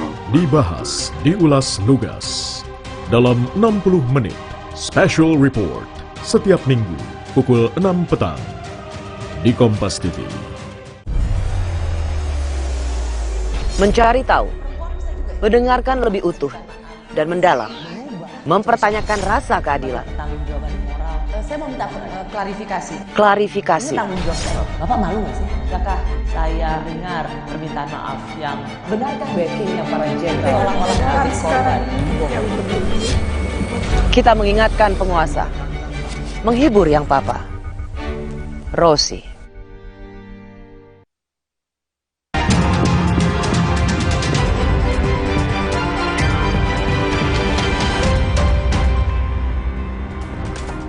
Informasi dari Bursa Calon Ketua Umum PSSI, ada 5 calon Ketua Umum dan 17 calon Wakil Ketua Umum yang telah mendaftarkan diri.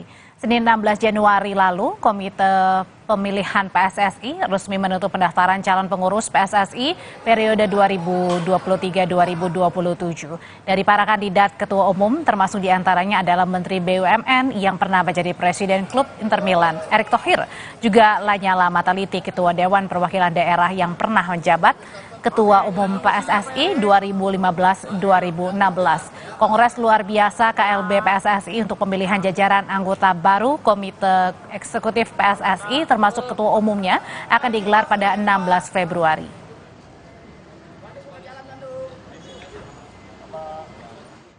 Menteri BUMN Erick Thohir memastikan ia sudah mengantongi restu Presiden Jokowi maju ke bursa calon Ketua Umum PSSI. Erick berjanji bersih-bersih sepak bola Indonesia, bahkan berani berhadapan dengan mafia. Berikut cuplikan perbincangan eksklusif Erick Thohir dengan jurnalis Kompas TV, Friska Clarissa. Salah satu nama yang menarik perhatian di bursa calon Ketua Umum PSSI sudah pasti Menteri BUMN Erick Thohir. Dan saya, Friska Clarissa, saat ini sudah bersama eksklusif untuk berbincang langsung dengan Pak Erick Thohir. Halo, sehat Pak Erick? Sehat, alhamdulillah. Tapi nggak mungkin kalau saya nggak tanya, udah izin Pak Jokowi pastinya ya, Pak Erick? Iyalah. Jadi ketika saya diminta mendampingi para voters mendaftar, saya minta waktu ke Bapak waktu itu, sampaikan Pak, ini para voters ingin mendaftarkan saya. Pak Jokowi waktu itu bilang, oh gitu, bisa bagi tugas. Insya Allah Pak, toh kalau di BUMN kan saya punya tim yang sangat bagus dan hasilnya alhamdulillah sudah ada Pak. Ya. Lihat aja seperti laba BUMN yang tadinya 13 jadi 124 dan insya Allah tahun ini 200. Ekosistem BUMN juga kita maksimalkan. Mengenai kesehatan, pangan, energi, pembukaan lapangan pekerjaan, udah hasil datanya gitu. Iya, saya percaya yang itu. Yang ini seperti apa? Ya, saya akan membuat tim yang profesional, Pak. Yang saya pastikan, ya, kalaupun itu timnya ada di Exco, ya mungkin nanti mereka kurang tidur semua kan. Nah, jadi ini sebuah transformasi ya yang saya rasa kita harus lakukan bersama-sama, tidak melihat ini siapa dan kenapa gitu. I see. Berarti kalau tadi dari yang Pak Erick bilang, Pak Jokowi ini nggak hanya merestui Pak Erick maju, tapi juga jadi ketua umum.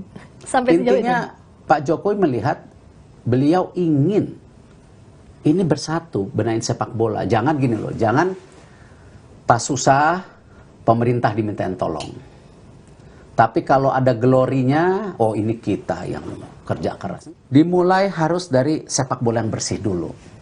Itu yang utama. Jadi nanti semuanya bisa menjadi saluran yang positif gitu.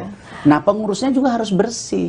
Nggak bisa pengurusnya, oh ada titipan ini, pengen itu, ini, oh ini, ya nggak bisa. Kita ingat, Pak Erick bilang bahwa butuh nyali untuk membersihkan dari tangan-tangan kotor. Sejauh ini apa sih Pak tangan-tangan kotor? Siapa atau itu apa yang jadi problem utama? Itu ketika kita memegang sepak bola yang benar-benar ini masyarakat harapkan gitu, ada pembersihan total, itu kan konflik of interest akan terjadi, termasuk ke saya nanti.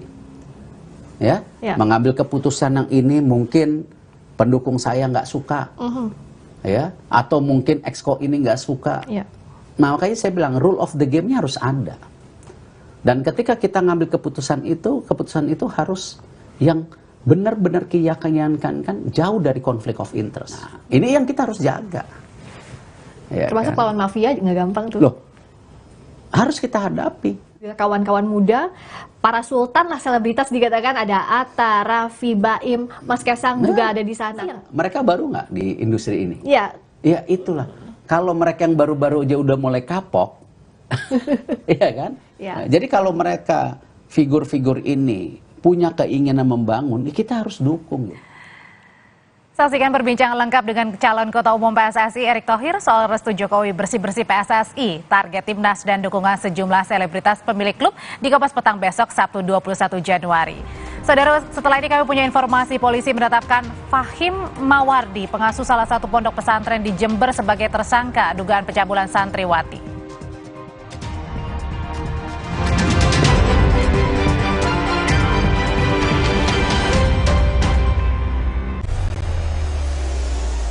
Mencari tahu, mendengarkan lebih utuh dan mendalam, mempertanyakan rasa keadilan. Saya mau minta klarifikasi. Klarifikasi. Ini tanggung jawab. Bapak malu nggak sih? Apakah saya dengar permintaan maaf yang benarkah backingnya para jenderal olah-olah menjadi korban? Kita mengingatkan penguasa, menghibur yang papa. Rosi. Hai, sudah lama nggak ketemu. Ketika tenggorokan gatal, ambil Strepsils Vitamin C. Double Active Agents bantu legakan tenggorokan dan Vitamin C bantu jaga tenggorokan. Dua manfaat dalam satu permen. Strepsils Vitamin C. Sejak 1972, PT Taiso telah memproduksi obat berkualitas. Quality control ketat, modern, dan higienis. Menghasilkan Tempra yang dipercaya dari generasi ke generasi. Ingat Mama, Ingat Tempra. Tempra Drops untuk adik bayi, pipetnya terlindungi. Tempra Sirup untuk si kecil, dengan gelas takar lebih tepat. Untuk kakak, Tempra Forte. Ingat, Tempra tak perlu dikocok. ingat Mama, ingat Tempra. Sambut era TV digital bersama Kompas TV. Untuk penonton setia Kompas TV, kanal digital Kompas TV di kota-kota berikut kini dapat dinikmati dengan kualitas HD. Untuk informasi lebih lanjut, kunjungi kompas.tv/pindah ke digital. Atau hubungi nomor berikut. Jadi, tunggu apa lagi? Ayo, beralih ke TV digital sekarang. Saudara, Anda menyaksikan Breaking News Kompas TV. Tadi beberapa kali ada petasan yang dilemparkan ke arah kami. Belum ada konfirmasi resmi. Di lokasi sekolah MTS 19 Yang terlibat laka ini adalah mobil tangki Pertamina. 6 orang saksi ini sudah pernah dihadirkan dalam sidang-sidang sebelumnya. Ini masa menolak adanya Omnibus Law. Jadwal Presiden benar-benar padat. Akan menjadi perhatian publik. Saat ini saya membahas Kompas TV, Breaking News.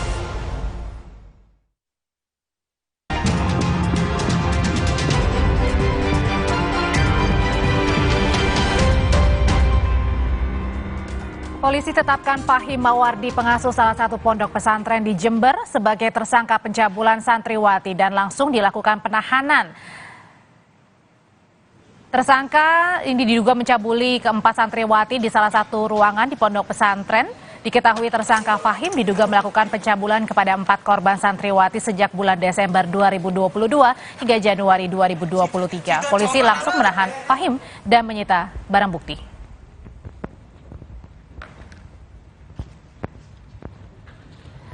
Kami sudah hadirkan seluruh informasi di Kompas Petang. Saya Audrey Chandra. Dan saya Rahmat Ibrahim. Terima kasih. Sampai jumpa.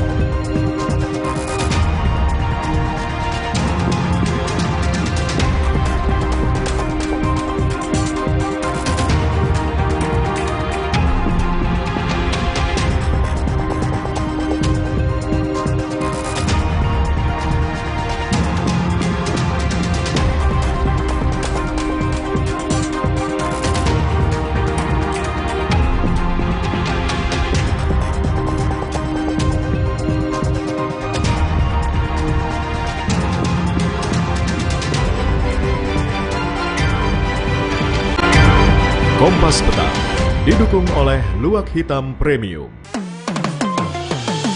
Kemanisan mantap. Kompas TV, televisi berita independen terpercaya, senantiasa menghadirkan tayangan unggulan terbaik. Kompas TV, independen, terpercaya.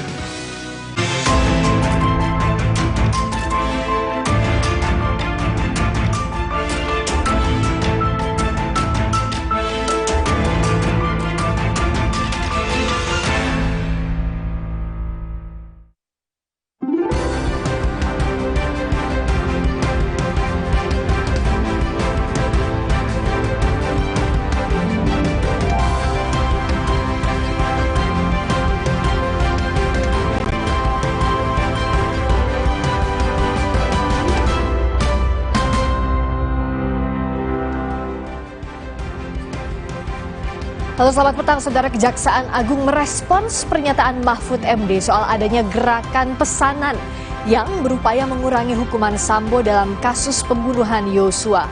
Kejagung menyatakan menghormati pernyataan Mahfud. Sorotan lain di petang ini, Saudara, polisi melakukan olah tempat kejadian perkara kasus pembunuhan berantai di Bekasi dan juga Cianjur, Jawa Barat. Olah TKP untuk mengetahui apakah ada tersangka lain dan juga korban lain. Polisi juga terus mendalami apakah ada motif lain selain ekonomi di balik kasus pembunuhan di Bekasi dan juga Cianjur dengan korban 9 orang. Dan inilah Sapa Indonesia Malam bersama saya, Adisti Larasati. Dan saya, Friska Clarissa. Inilah Sapa Indonesia Malam selengkapnya.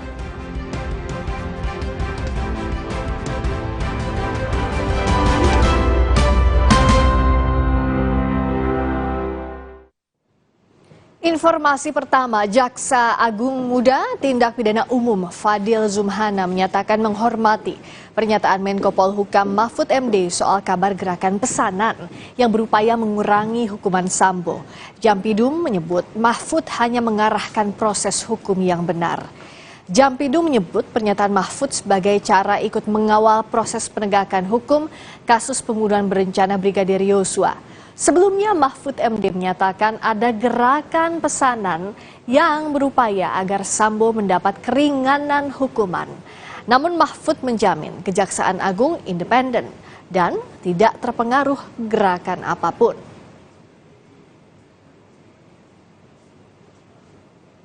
Dan kita hormati, kayak saya bilang tadi.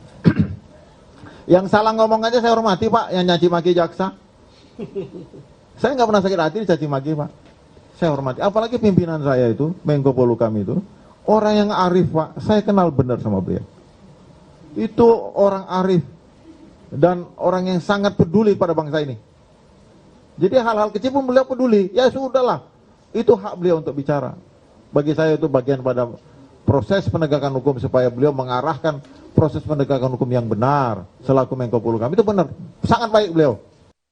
Sambo saya bilang, saya sudah mendengar ada gerakan-gerakan yang minta memesan putusan Sambo itu agar dengan huruf. Tapi ada juga yang minta dengan angka. Jadi bukan putusan yang ini yang pesan. Ada yang bergerilya, ada yang ingin Sambo dibebaskan, ada yang ingin Sambo dihukum, kan gitu. Tapi kita bisa amankan itu di kejaksaan. Saya pastikan kejaksaan independen. Saya pastikan kejaksaan independen. Tidak berpengaruh dengan gerakan-gerakan bawah tanah itu. Karena ada bilang, ada katanya seorang brigjen mendekati si A si B. Saya bilang, brigjennya siapa? Suruh sebut ke saya. Nanti di sini saya punya majen banyak kok, saya bilang.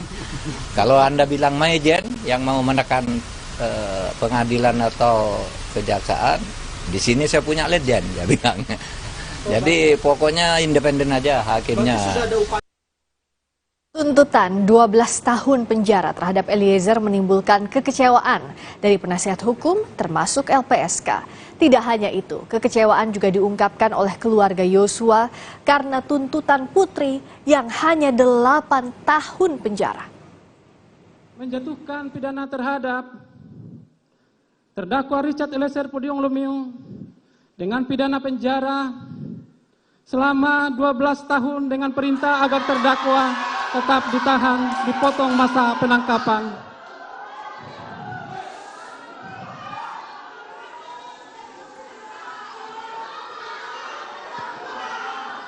mohon kepada para pengunjung untuk tetap tenang. Eliezer hanya bisa tertunduk menahan tangis saat jaksa membacakan tuntutan. Namun, tangisan Eliezer pecah saat diminta hakim berdiskusi dengan penasihat hukumnya.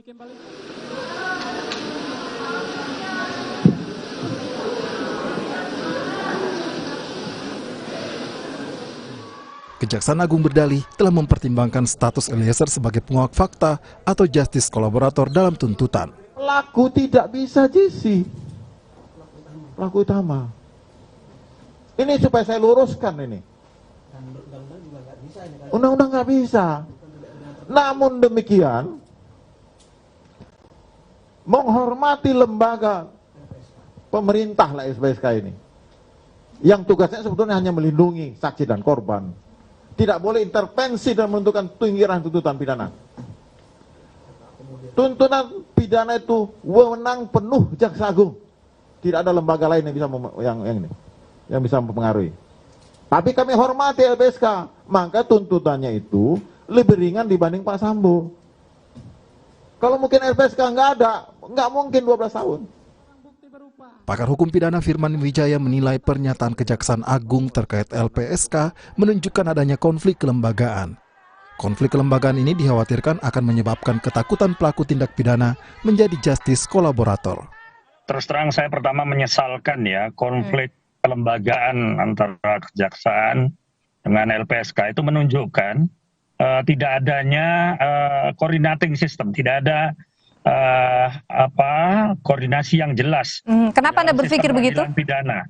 Ya, ini menunjukkan bahwa ada tidak hanya problem policy ya menyangkut perlindungan justice collaborator, tapi juga problem koordinasi, bahkan problem interpretasi. Ini sejatinya akan membuat posisi JC menjadi posisi yang tidak menguntungkan. Kekecewaan terhadap tuntutan jaksa diungkapkan oleh penasihat hukum Eliezer. Saat ini, penasihat hukum Eliezer sedang menyusun nota pembelaan atau pledoi dan menaruh harapan khusus pada majelis hakim. Mau kita sampaikan, masa sih anak muda ini akan menjadi korban lagi? Masa sih anak muda ini punya daya melawan perintah seorang jenderal? Masa sih anak muda ini punya niat membunuh Joshua? Masa sistem peradilan kita akan membuat seorang anak muda, prajurit rendahan, menjadi korban lagi dengan tuntutan yang tidak memenuhi rasa keadilan? Kekecewaan juga ditunjukkan keluarga korban Brigadir Yosua Huta Barat. Usai jaksa membacakan tuntutan terhadap Putri Chandrawati dan membandingkan dengan tuntutan Richard, Ibu Yosua bahkan syok dan sakit. Kami ya terlebih kepada JPU sangat-sangat mengecewakan. Dia memberikan tuntutan itu kepada PC yang dituntut cuma 8 tahun. Sementara dia yang merekayasa membuat skenario semuanya, bahkan dia yang menyuruh anak buahnya melucuti senjata dan segala macamnya itu ya. Bahkan kalau memang betul ya kayak HP anak kami sampai sekarang tidak dikembalikan, di sana barang bukti itu sebenarnya ada. Satu hal yang perlu diingat adalah dalam perkara pembunuhan berencana Yosua, vonis hakim adalah penentu jumlah hukuman para terdakwa. Tim Liputan, Kompas TV. Sementara dalam sidang kasus perintangan penyidikan pembunuhan Yosua Jumat siang, Herman Syah, ahli digital forensik, dihadirkan oleh pihak terdakwa Arif Rahman Arifin. Dalam keterangannya, ia menyatakan kecanggihan teknologi CCTV membuat DVR dapat diakses dan rekaman dapat dihapus dari mana saja tanpa harus menyentuh DVR. Ahli juga menyebut upaya mematikan paksa tak akan merusak DVR CCTV. Tapi kalau merusak tadi, kalau dari sisi DVR terutama tadi ya ada petir, sinyal voltas naik turun, listrik bermasalah di sistem buat input di sisi ini. Jadi faktornya dari sisi eksternal, lebih ke environment. Jadi bukan dari environment bukan dari manusianya yang melakukan itu. Merusak itu bukan seperti itu. Bahkan kalau merusak di CCTV, tanda kutip menghapus, yang tadi saya bilang, saya bisa menghapus tanpa menyentuh ini. Jadi dari sistem tadi yang mulia pada intinya kita bisa mengakses langsung ke DVR dan bisa melakukan apapun. Udah tanda kutip saya udah anti anti jatuh dan sebagainya, kecuali mungkin dimasukkan ke air kali ya, jadi dibakar gitu ya. Jadi kategori menurut saya kekuatan dari hard disk SATA ini dia tahan goncangan, tahan dari voltase yang mungkin ada spek yang jauh lebih dari thresholdnya dia, tapi tidak merusak dari sisi poinnya seperti itu. Dalam sidang perintangan penyidikan pembunuhan Yosua, jaksa bertanya pada ahli digital forensik cara menghapus dan merusak file rekaman DVR CCTV. Ahli digital forensik Hermansyah menyebut perusakan file rekaman di hard disk DVR bisa saja dilakukan dengan cara memasukkan virus. Dalam sebuah laptop penyimpanan dokumen, bila mana dimasukin sebuah flash disk, apakah ada suatu mengatasi atau suatulah virus, apakah membuat laptop Bapak bisa terbuka atau tidak bisa terbuka, Pak? Dalam pengamanannya, bisakah flash disk itu mengganggu data-data yang tersebut? Ya tadi Pak, kalau misalkan dia hanya flash disk itu kan sifatnya ini ya, jadi biasanya virus itu harus ada executable file atau apapun di flash disk itu. Itu kalau dilakukan kita, ya bisa terjadi virus. Bisa menghilangkan ya data? Menghilangkan data. Sehingga komputer, mau komputer maupun laptop, terus nggak bisa terganggu lah semua, folder-folder semua, bisa buka jadi apa, ibaratnya low, ya, lambat prosesnya. Ya. Apakah melakukan install ulang? Kalau dari sisi saya lihat yang kalau berkaitan dengan DVR tadi ya, dia kan sifatnya mengcopy ya, bukan mengexecute. Iya, yang saya tanyakan, bisa nggak terganggu menurut sistemnya? Saya, iya, pendapat kali. Kalau dicolokkan flash disk ke laptop ataupun komputer, kita nggak tahu flash disknya apa ini, sebuah adalah suatu virus yang dimasukin. Tiba-tiba Bapak, oh kok jadi lambat nih, ataupun cara membukanya itu dikatakan merusak atau terganggu nggak sistemnya? Iya, kalau dimasukkan virus, kita melakukan execute di USB flash disk itu jelas seperti kita yang hanya flash disk, ada file juga dimasukkan di situ, di execute juga merusak. Merusak kan? Ya. Oh ya, cukup kalau begitu.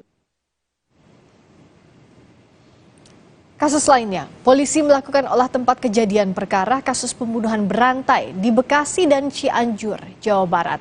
Di Reskrimum Polda Metro Jaya, Kombes Hengki Haryadi mengatakan olah TKP di Cianjur ini untuk mengetahui apakah ada tersangka dan korban lain. Di Reskrimum Polda Metro Jaya, Kombes Hengki Haryadi menambahkan polisi juga masih terus mendalami apakah ada motif lain selain ekonomi di balik kasus pembunuhan di Bekasi dan Cianjur dengan korban 9 orang.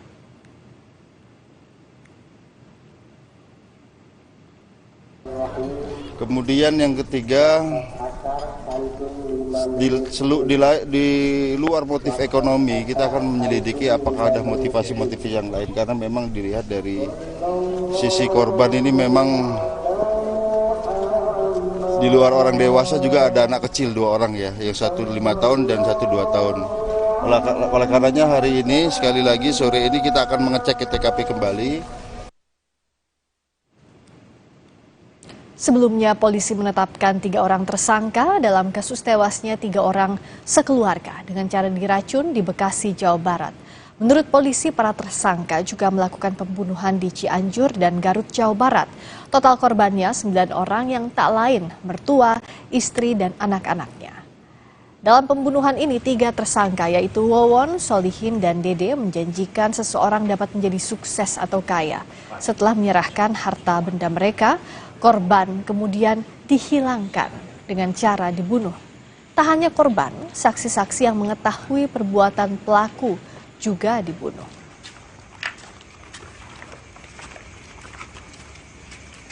Ternyata korban meninggal dunia yang di Bekasi ini dibunuh karena para tersangka ini diketahui melakukan tindak pidana lain.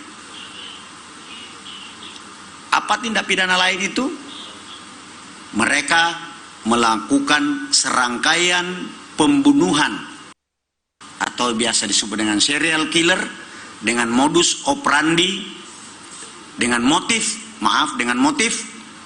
janji-janji yang dikemas dengan kemampuan supranatural untuk membuat orang menjadi sukses atau kaya. Jadi keluarga dekatnya ini dianggap berbahaya karena mengetahui bahwa dia melakukan tindak pidana lain. Dari 9 korban yang tewas, 3 diantaranya tewas diracun di Bekasi, Jawa Barat. 5 orang lainnya dibunuh di Cianjur, Jawa Barat, dan 1 orang lain di Garut. Korban sempat dibuang ke laut dan ditemukan oleh warga sekitar dan langsung dikubur. Menurut polisi, 3 korban di Bekasi terdiri dari istri pelaku Wawon berusia 40 tahun, serta 2 anak tiri Wawon berusia 23 dan 17 tahun. Sementara di Cianjur ada 5 korban, terdiri dari mertua, istri pertama, anak berusia 2 tahun, dan istri kedua pelaku, serta seorang TKW. Sementara 1 korban lagi, seorang TKW dibunuh di Garut, Jawa Barat.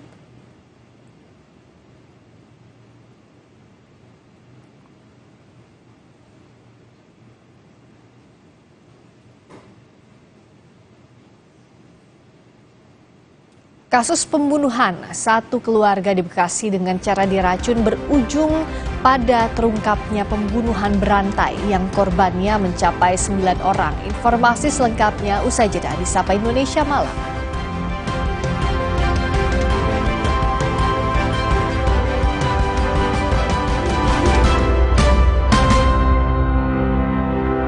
Demi mendapatkan sumber mata air terbaik, Le Mineral melakukan ratusan eksplorasi.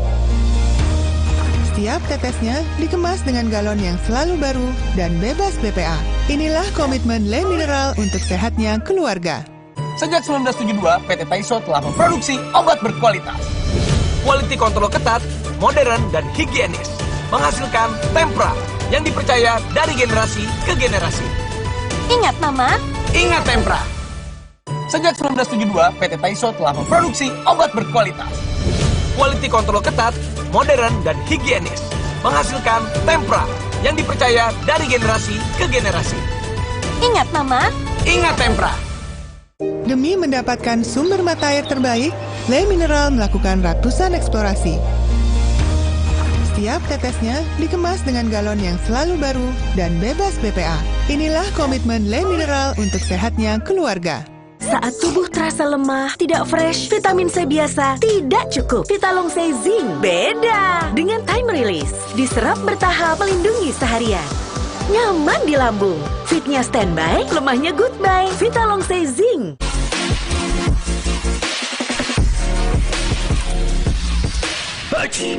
Hidung mampet, badan meriang. Tenang, ada Ultra Flu. Ultra Flu, flu reda, lega rasanya. Demi mendapatkan sumber mata air terbaik, Le Mineral melakukan ratusan eksplorasi. Setiap tetesnya dikemas dengan galon yang selalu baru dan bebas BPA. Inilah komitmen Le Mineral untuk sehatnya keluarga. Negara akhirnya mengakui terjadinya berbagai kasus pelanggaran HAM berat. Presiden Jokowi juga berjanji memulihkan hak korban. Sayangnya, hanya 12 kasus yang diakui olehnya dan lebih mengutamakan proses penyelesaian di luar pengadilan. Sementara korban dan keluarga korban berharap dituntaskan di pengadilan. Seriuskah pemerintah dalam menyelesaikan kasus pelanggaran HAM berat? Simak pembahasannya dalam 2 arah, Jumat 20 Januari, pukul 8:30 malam. Live di Kompas TV. Demi mendapatkan sumber mata air terbaik, Le Mineral melakukan ratusan eksplorasi. Setiap tetesnya dikemas dengan galon yang selalu baru dan bebas BPA. Inilah komitmen Le Mineral untuk sehatnya keluarga.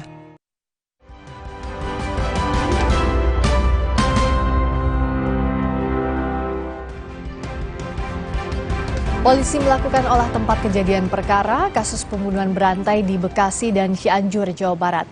Direskrimum Polda Metro Jaya, Kombes Hengki Haryadi mengatakan olah TKP di Cianjur ini untuk mengetahui apakah ada tersangka dan korban lain. Direskrimum Polda Metro Jaya, Kombes Hengki Haryadi menambahkan polisi juga masih terus mendalami apakah ada motif lain selain ekonomi di balik kasus pembunuhan di Bekasi dan Cianjur dengan korban 9 orang.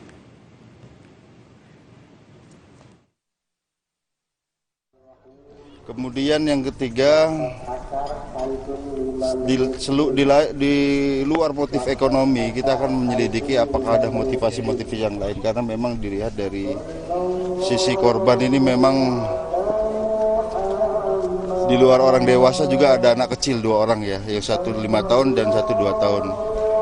Oleh karenanya hari ini, sekali lagi sore ini kita akan mengecek ke TKP kembali. Sebelumnya, polisi menetapkan 3 orang tersangka dalam kasus tewasnya 3 orang sekeluarga dengan cara diracun di Bekasi, Jawa Barat. Menurut polisi, para tersangka juga melakukan pembunuhan di Cianjur dan Garut, Jawa Barat. Total, korbannya 9 orang yang tak lain, mertua, istri, dan anak-anaknya. Dalam pembunuhan ini, 3 tersangka yaitu Wawon, Solihin, dan Dede menjanjikan seseorang dapat menjadi sukses atau kaya. Setelah menyerahkan harta benda mereka, korban kemudian dihilangkan dengan cara dibunuh. Tak hanya korban, saksi-saksi yang mengetahui perbuatan pelaku juga dibunuh.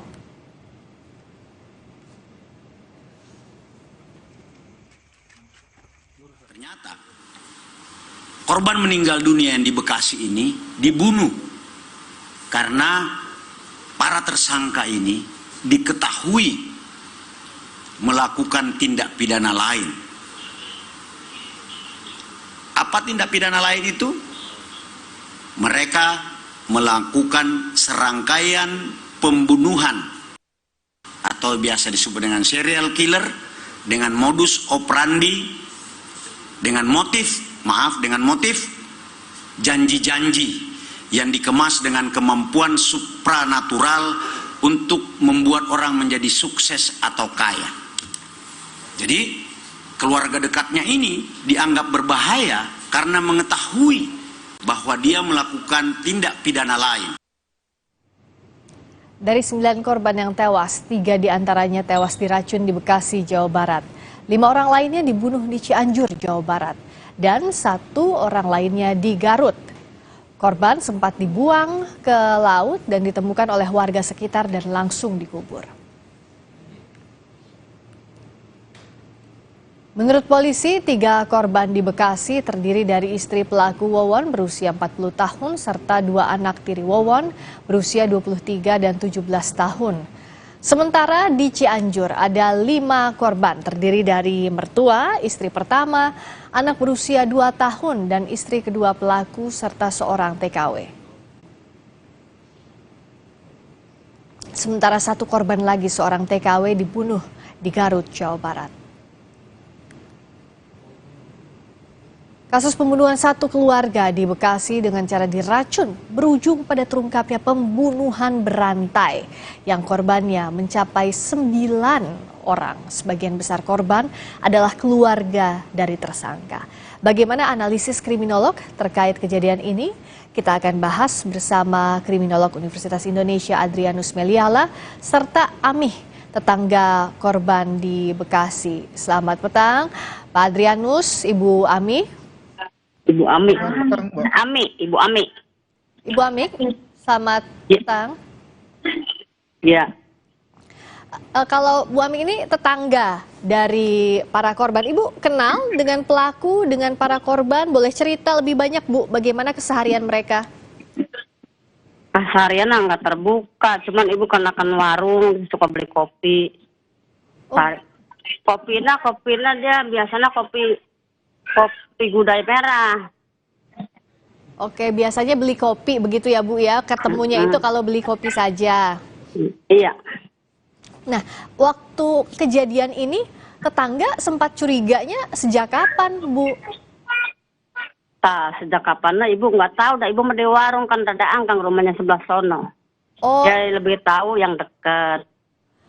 Tapi Ibu kenal nggak sama, selain beli kopi ya Bu ya, sama keluarganya, Ibu suka lihat, suka ketemu sehari-hari? Kalau si Teteh Pak sama si Neng suka di sini sih main, ada 3 menit, 4 menit pulang lihat TV. Gitu. Teteh dan Neng itu istri dan anaknya dari pelaku ya, Ibu ya? Iya. Tapi kalau Ibu tahu nggak, misalnya di keluarga itu ada yang aneh atau enggak gitu, Bu? Enggak ada yang aneh mah, cuman kata ibu itu pintu jangan ditutup terus, buka. Kalau siang buka pintunya jangan ditutup terus biar air hawa ke dalam enak kan, sejuk. Tapi nggak dibuka-buka sih pintunya kalau siang. Oh, jadi pintu rumahnya pelaku dan korban itu tertutup terus ya, Bu ya? Iya, tertutup terus. Terus kata almarhum Teteh dan almarhum Neng atau istri dan anak dari pelaku itu apa, Bu? Waktu Ibu bilang jangan ditutup terus begitu, apa kata mereka, Bu? Diam aja dia. Diam aja, enggak jawab apa-apa. Kalau korban sempat cerita ada masalah gitu misalnya dengan suaminya, itu enggak, Bu? Cerita enggak ada masalah mah, cerita mah cuman gitu aja, dia kan asal muasal mamahna orang Bandung. Oke, mamanya dari Bandung. Asal muasal mama orang Bandung, asli nikah ke orang Ambon. Oke. Nah, kalau dengan pelaku ini Pak Wawon, itu dia gimana, Bu, hubungan dengan tetangga lainnya? Misalnya Ibu lihat dia suka kumpul nggak sama bapak-bapak di komplek gitu, Bu? Nggak ada yang lihat, sini nggak ada yang tahu. Cuma 2 minggu di sini. Berapa lama dia di sana tinggal? Tiap hari tinggal di sana atau pergi-pergi? Nggak tentu. Nah, pergi-pergi itu nggak ada yang tahu. Yang deket juga nggak tahu. Atau yang mana itu Wawon, nggak ada yang tahu orang sini.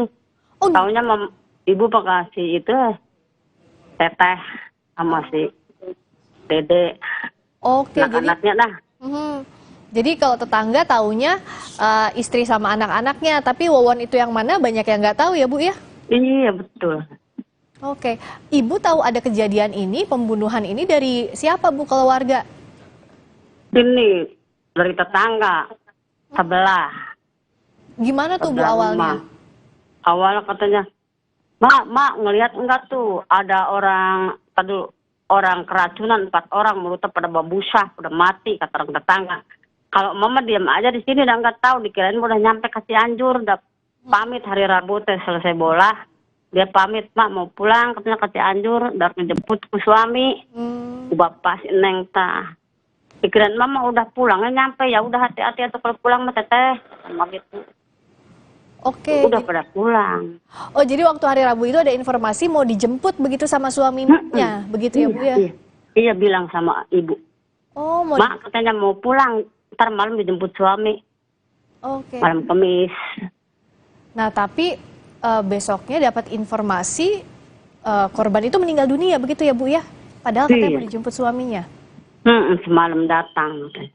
Terus? Terus gimana, Bu? Terus ibu kaget kan semalam kan masih ada jam 7 masih nonton sinetron di sini si Teteh masih Neng. Oh, jadi semalam sebelumnya masih kumpul sama Ibu nonton sinetron bareng, begitu ya, Bu, ngobrol ya?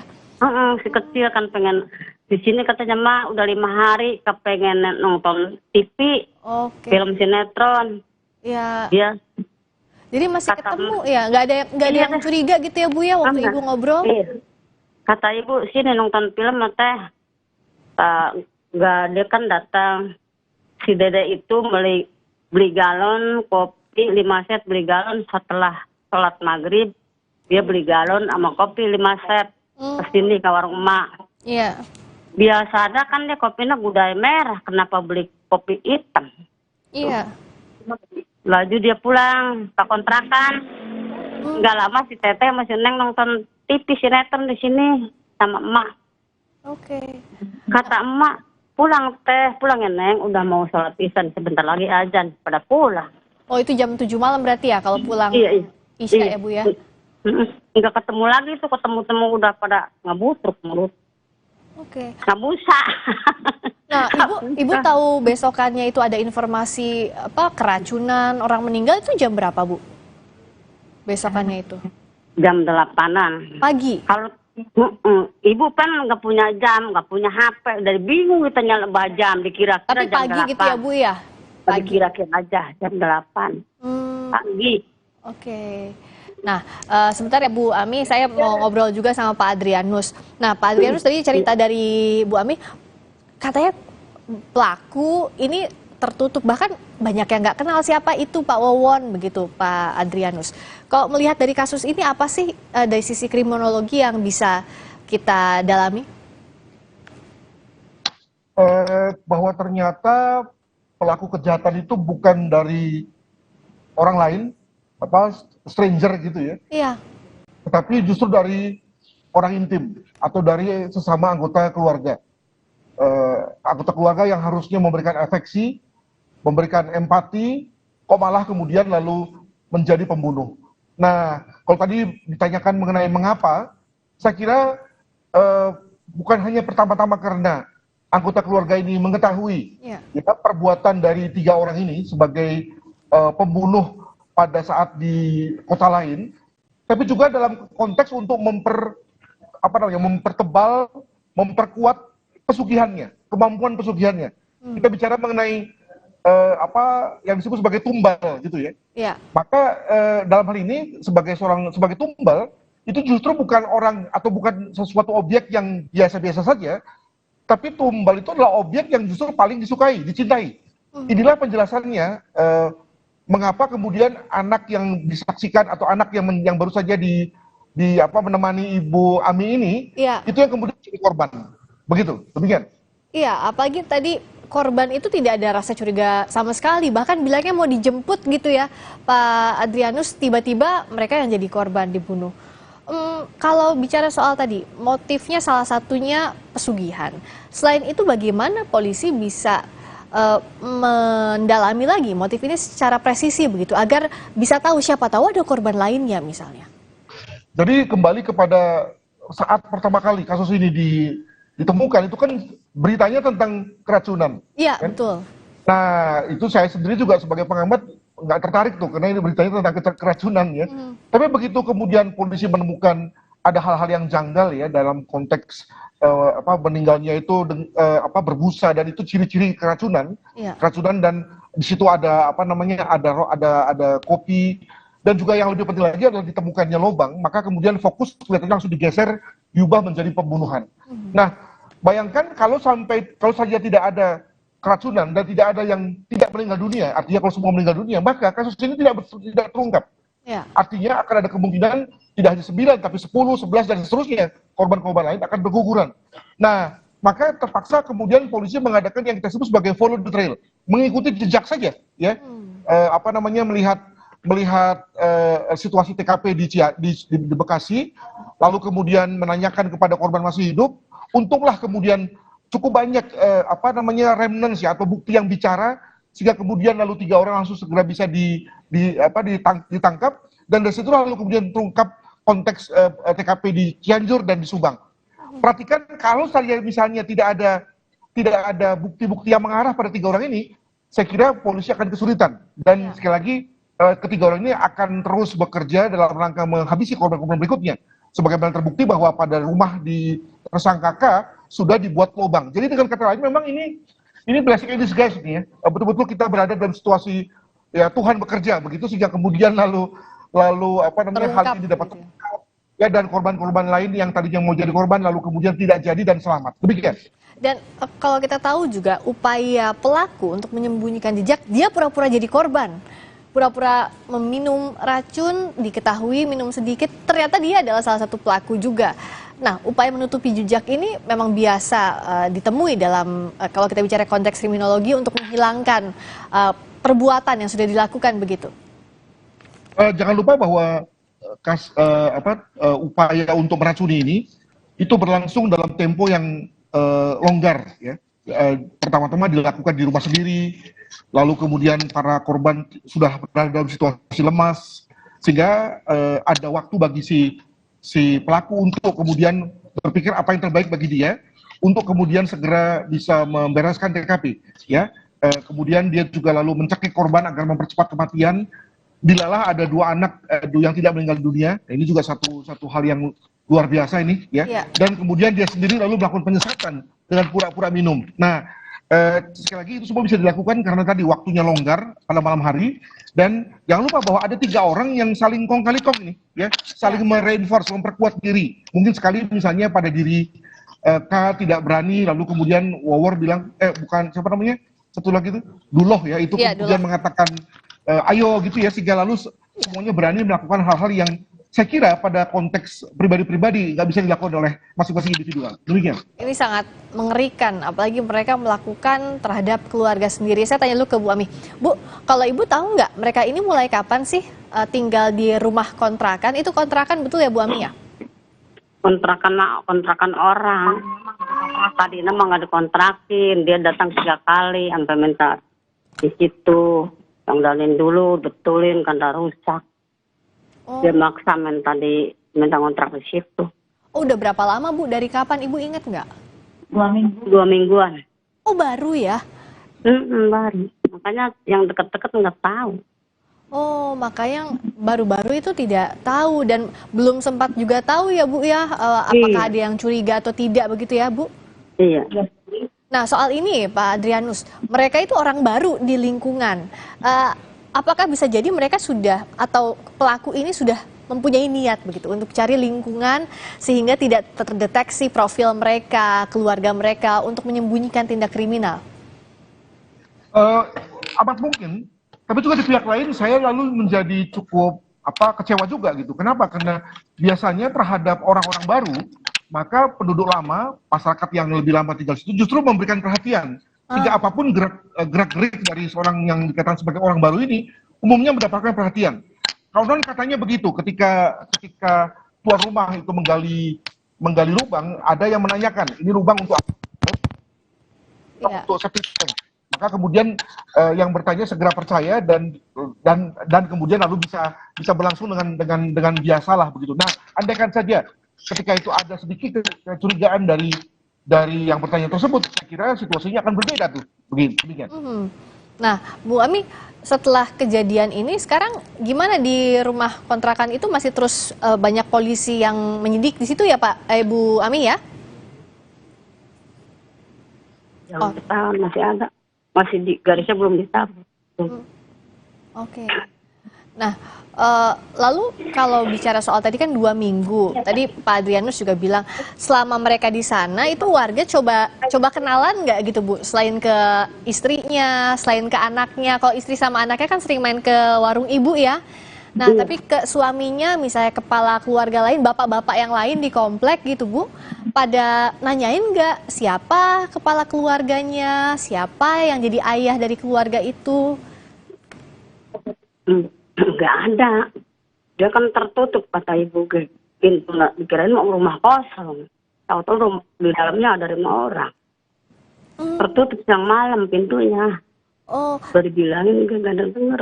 Jadi tertutup ya mereka itu kan. Nah, tertutup itu ibu juga nggak tahu totalnya sebenarnya ada berapa orang di rumah gitu, nggak tahu juga ibu ya?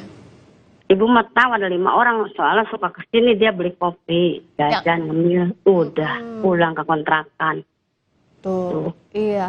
Tuh jadi Pak Adrianus tadi dibilangin begitu pintunya tertutup aja, tapi nggak mau dengar dari dari korbannya, begitu dari pelakunya. Nah, Pak Adrianus lihatnya apa? Apakah memang kalau ada tetangga yang tertutup begitu? Bukannya dijauhi, tapi justru harus dicari tahu lebih dalam begitu. Ini peran siapa? Apakah dari rukun tetangga semestinya lebih proaktif dan sebagainya? Ya kembali bahwa kalau saja kasus keracunan ini tidak terjadi, maka akan lebih banyak lagi korban. Dan itu kan artinya sebetulnya ada sesuatu yang salah pada kita kan. Oke lah, mungkin kepolisian juga salah, sistem hukum juga salah, masyarakat juga salah. Sebagai contoh misalnya tadi dikatakan bahwa salah satu korban itu ditemukan di Subang ya. Iya. Di saat sudah dilarung di laut. Nah, kenapa pada saat itu tidak kemudian dimulai proses lidik-sidik yang begitu gegap-gempita ya, sebagaimana sekarang?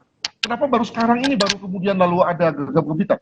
Jangan-jangan karena sudah diviralkan baru rame nih. Kembali lagi pada baru setelah diviralkan baru rame. Kalau nggak diviralkan nggak rame. Nah, kan lalu kemudian ada yang salah nih pada sistem hukum kita, pada masyarakat kita. Nah, saya kira ini menjadi satu kritik. Kita tetap aware pada orang-orang baru yang memang mungkin kelihatannya dengan sengaja menutup, membatasi komunikasi karena dia punya sesuatu hal yang akan dilakukan, hal mana akan amat terganggu kalau dia dari awal sudah buka diri kepada tetangga-tetangga sekitar. Yang kedua adalah bahwa jangan lupa Mbak bahwa kelihatannya terkait dengan pembunuhan yang ke 6789 di Bekasi ini, di mana kelihatannya pelaku sudah nyaman, sudah pernah melakukan pada di Subang, di Cianjur, dan kelihatannya berhasil, maka kemudian dilakukan di Bekasi dan bahkan sudah disiapkan lubang yang lain. Artinya pelaku sudah nyaman ya dalam rangka memperkuat kemampuan pesugihannya, plus juga untuk menutup mulut dari orang-orang yang tahu tindakan pidana yang dilakukan sebelumnya. Demikian. Ya, ini yang juga harus jadi perhatian. Memang kita tidak bisa mendeteksi dengan mudah begitu ada tindak pidana seperti ini, pembunuhan, apalagi kalau dari sisi keluarga, orang yang dekat begitu di sekitarnya. Tapi setidaknya kalau dari lingkungan kita bisa sama-sama lebih peduli lagi ke sekitar untuk mencegah tindak pidana ini dilakukan, bahkan itu bisa jadi salah satu langkah proaktifnya ya Pak Adrianus jadinya ya. Saya kira begitu. Ya, baik. Memberikan semuanya kepada kepolisian, tapi kita sendirilah yang sebaik mungkin memberikan semacam deteksi dini tentang apa yang terjadi di sekitar kita. Demikian. Penyidikan juga masih terus dilakukan oleh polisi untuk mengetahui apakah masih ada korban lain. Kita tidak berharap, atau apa saja motifnya lebih detail dari para pelaku ini dalam menghabisi nyawa para korban. Terima kasih Adrianus Meliala, kriminolog dari Universitas Indonesia. Terima kasih Bu Ami, tetangga dari korban telah bergabung di Sapa Indonesia Malam. Selamat malam. Berikutnya saudara, polisi mengungkap kasus penipuan dengan modus kiriman paket yang bertujuan menguasai ponsel dan menguras rekening korban. Bagaimana persisnya kasus modus link kiriman paket ini? Kita akan membahasnya usai jeda.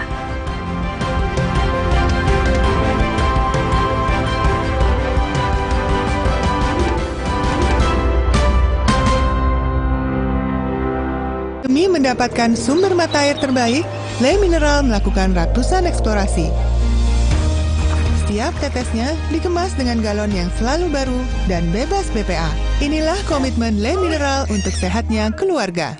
Saudara, Anda menyaksikan Breaking News Kompas TV. Banjir menerjang bangunan MTS. Di belakang saya ini masa aksi ini mulai tidak tertib. Akan ada gempa-gempa susulan. Harga naik menjadi 10.000. Sudah mulai berangsur. Pengungsian yang dibangun secara swadaya oleh keluarga kurang lebih seperti ini. Kemungkinan besar Rusia tidak bisa menahan lama juga ya. Saat ini api sudah bisa dipadamkan. Ridwan Kamil sudah tiba. Meninggal dunia 131 orang dan sisanya.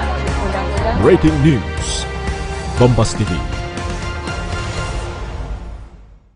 Demi mendapatkan sumber mata air terbaik, Le Mineral melakukan ratusan eksplorasi. Setiap tetesnya dikemas dengan galon yang selalu baru dan bebas BPA. Inilah komitmen Le Mineral untuk sehatnya keluarga. Buat kesehatan, aku percaya Sido Muncul. Sido Muncul suplemen dibuat dengan bahan yang baik, riset yang panjang, quality control ketat, dalam bentuk soft kapsul dengan varian vitamin dan herbal. Sido Muncul natural. Good health, better life. Sejak 1972, PT Taiso telah memproduksi obat berkualitas. Quality control ketat, modern, dan higienis. Menghasilkan Tempra yang dipercaya dari generasi ke generasi. Ingat Mama? Ingat Tempra. Tempra Drops untuk adik bayi, pipetnya terlindungi. Tempra sirup untuk si kecil, dengan gelas takar lebih tepat. Untuk kakak, Tempra Forte. Ingat, Tempra tak perlu dikocok. Demi mendapatkan sumber mata air terbaik, Le Mineral melakukan ratusan eksplorasi. Setiap tetesnya dikemas dengan galon yang selalu baru dan bebas BPA. Inilah komitmen Le Mineral untuk sehatnya keluarga. Kompas TV kini hadir di sejumlah layanan TV berlangganan. Nikmati program-program berkualitas Kompas TV di TV berlangganan pilihan Anda. Sekarang, Kompas TV, independen, terpercaya. Demi mendapatkan sumber mata air terbaik, Le Mineral melakukan ratusan eksplorasi. Setiap tetesnya dikemas dengan galon yang selalu baru dan bebas BPA. Inilah komitmen Le Mineral untuk sehatnya keluarga.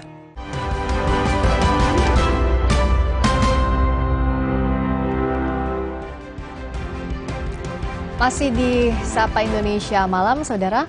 Polisi mengungkap tindak pidana dengan modus link mengirim paket. Biasanya pelaku ini tadi dijelaskan mengirimkan satu link. Jadi link ini tentunya yang menarik dengan kata-kata yang harapannya adalah calon korban bisa mengklik. Oleh karena itu kami menghimbau kepada seluruh masyarakat untuk tidak mudah mengklik link yang tidak jelas. Barreskrim Polri membekuk tindak pidana penipuan online berkedok link aplikasi dengan kerugian mencapai belasan miliar rupiah. Modus penipuan melalui link kiriman paket via pesan singkat dengan korban sebanyak 492 orang dan kerugian mencapai 12 miliar rupiah. 13 tersangka diamankan.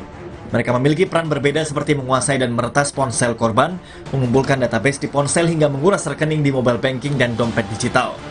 Adapun modus operandi mereka, yang pertama yaitu para pelaku bekerja secara kolektif dengan peran yang berbeda-beda.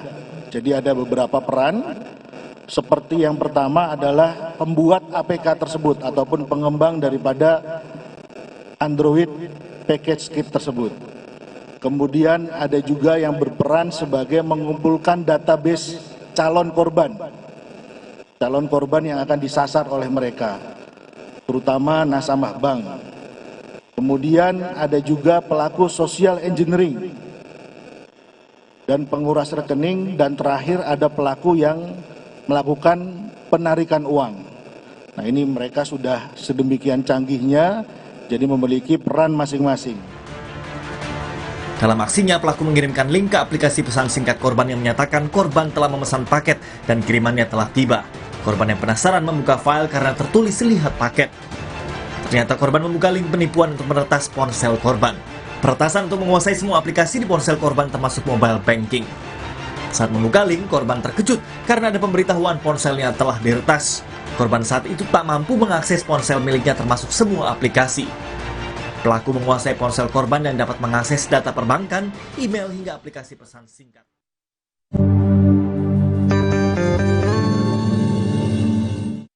Allahu Akbar, Allahu Akbar, Allahu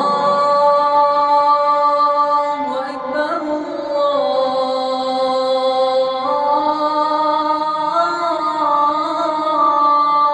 Allahu Akbar. Asyhadu an la ilaha illallah.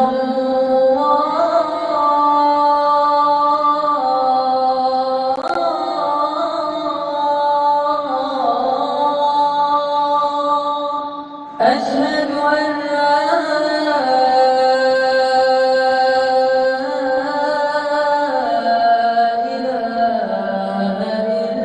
illallah.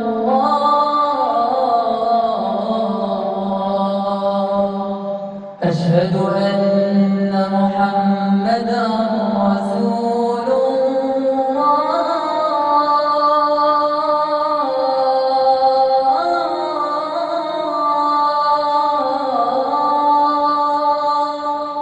Asyhadu anna Muhammadan Rasulullah.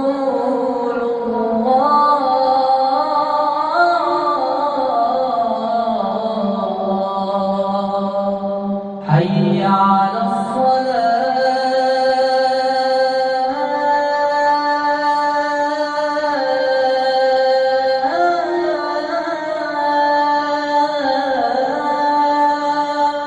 Hayya 'alas salah.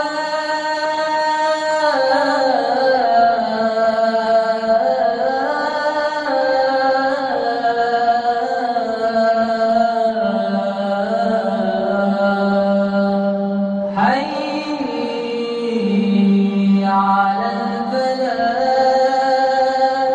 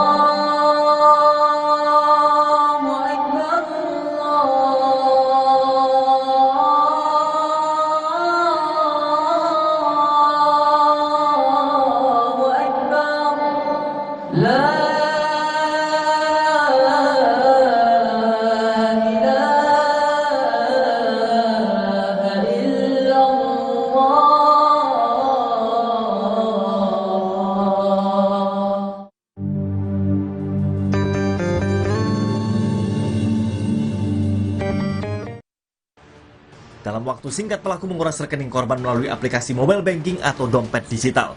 Dalam kasus penipuan berkedok pesan singkat kiriman paket yang dibongkar Bareskrim, korban sebanyak 492 orang dengan kerugian mencapai 12 miliar rupiah. Ternyata install aplikasi. Nah, celakanya sebenarnya ketika ngeklik link itu akan diminta permission gitu. Apakah boleh ngakses SMS? Apakah boleh ngakses data? Apakah boleh ngakses phone book? Nah, masyarakat kita suka nggak peduli, tekan yes. Okay. Secara default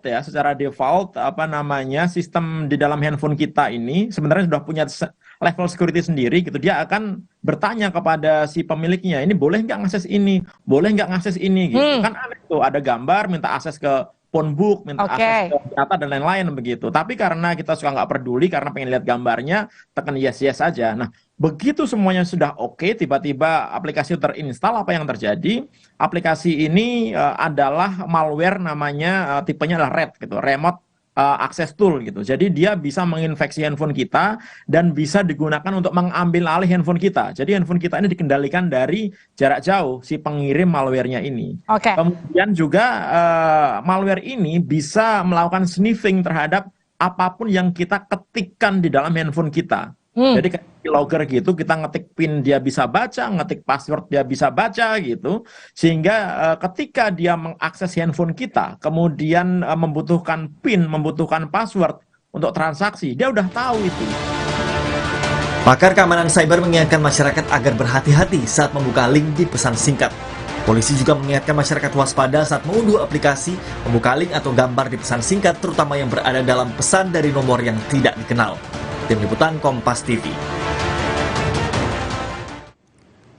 Polisi mengungkap kasus penipuan dengan modus kiriman paket yang bertujuan menguasai ponsel dan menguras rekening korban. Korban sebanyak 493 orang dengan total kerugian mencapai 12 miliar rupiah. Bagaimana persisnya kasus modus link kiriman paket ini dan apa yang harus diwaspadai oleh masyarakat? Kita tanyakan langsung kepada Karopenmas Divisi Humas Polri, Brigjen Polisi Ahmad Ramadan. Selamat malam Pak Ramadan. Selamat malam Mbak. Terima kasih atas waktunya. Jadi kalau bicara kronologi awalnya seperti apa Pak Ramadan sampai akhirnya modus ini terungkap? Laporan di Polda Jajaran, ada 29 laporan dan juga Bareskrim.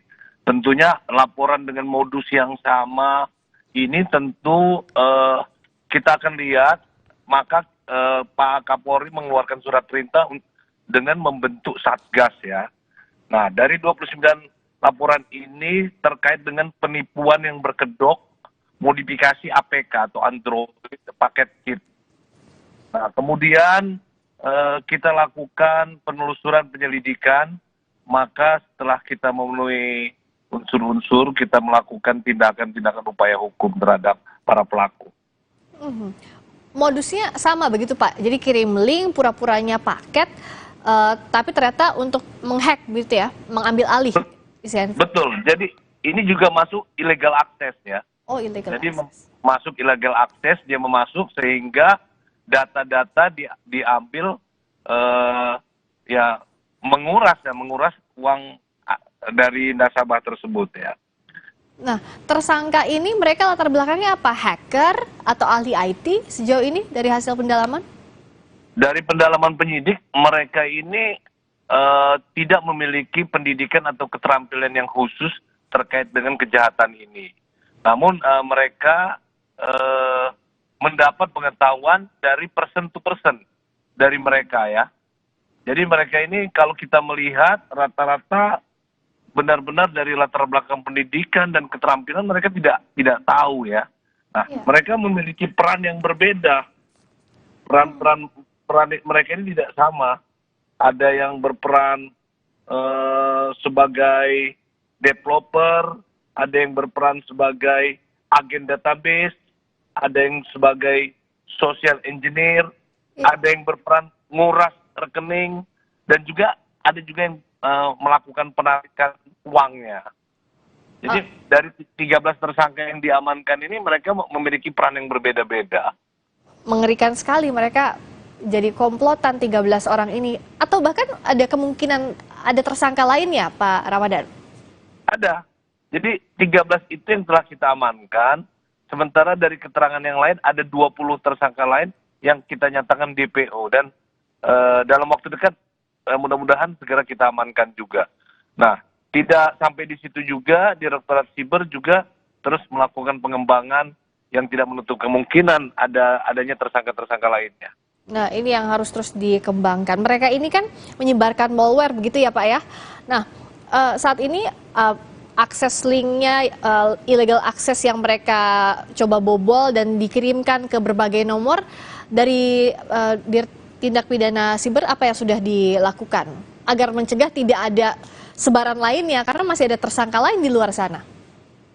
Ya, sejauh ini sejak dilakukan penangkapan, alhamdulillah memang tidak ada korban lagi ya. Yang jelas kita lebih mengutamakan pencegahan ya. Yeah. Jadi penipuan online, ini penipuan online yang modusnya ini baru pertama kali. Tapi kalau penipuan online yang modus-modus lain itu sudah banyak. Yeah. Nah tentu yang pertama kita lebih baik mencegah ya. Kita mencegah. Memberikan himbauan kepada masyarakat ya untuk lebih berhati-hati terhadap mereka ini. Di mana bekerja Pak komplotan ini? Apakah di Jakarta atau bahkan luar daerah atau bahkan luar negeri, bisa remote? Untuk sementara masih di dalam negeri ya, sekitar Jakarta, kemudian Sumatera Selatan, dan juga kemarin yang kita tangkap di Sulawesi Selatan ya. Oke, kalau untuk korbannya mereka tersebar di mana saja Pak? Tersebar di beberapa daerah, tapi yang paling banyak memang di Jakarta. Tapi tidak ada yang di luar negeri ya, semuanya korban di dalam negeri begitu, nomor lokal begitu ya, nomor handphone lokal.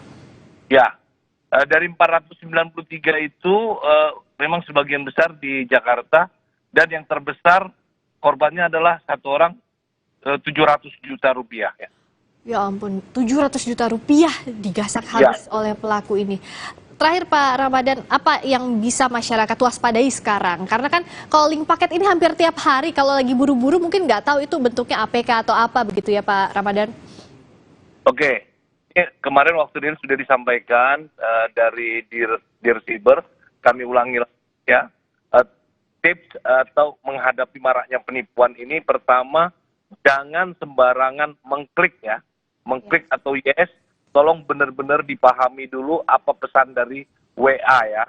Kemudian lihat nomor pengirim ya, nomor pengirim yang tidak dikenal, karena itu bisa jadi link phishing ataupun malware. Kemudian bila belum mengklik, agar lakukan langkah-langkah, segera hapus aplikasi ini, hapus, blok pengirim chat. Kemudian biar lebih yakin lagi, hubungi bank bersangkutan, cek saldo. Jangan sampai sudah terjadi apa-apa. Kemudian apabila kita sudah mengklik, agar lakukan langkah-langkah uninstall aplikasi. Cek anomali pada M-Banking dan Internet Banking. Hubungi bank juga bila perlu kantor kepolisian apabila terdapat akses ilegal ke rekening perbankan. Selain itu, agar selalu install aplikasi dari sumber yang terpercaya dan install antivirus yang dapat diupdate secara berkala. Itu beberapa pesan, tips untuk warga masyarakat agar tidak lagi menjadi korban penipuan online. Semoga tidak ada korban lainnya dan kita lebih waspada. Terima kasih banyak atas waktunya, Karopenmas Divisi Humas Polri, Brigjen Polisi Ahmad Ramadan. Terima kasih Pak Ramadan. Terima kasih. Terima kasih, selamat malam. Berikutnya saudara, BPS merilis kenaikan penduduk miskin Indonesia pada September lalu disebabkan kenaikan harga BBM. Apakah bantuan sosial mampu meredam kemiskinan di Indonesia? Informasi selengkapnya usai jeda bersama rekan saya Adisti Larasati di Sapa Indonesia Malam.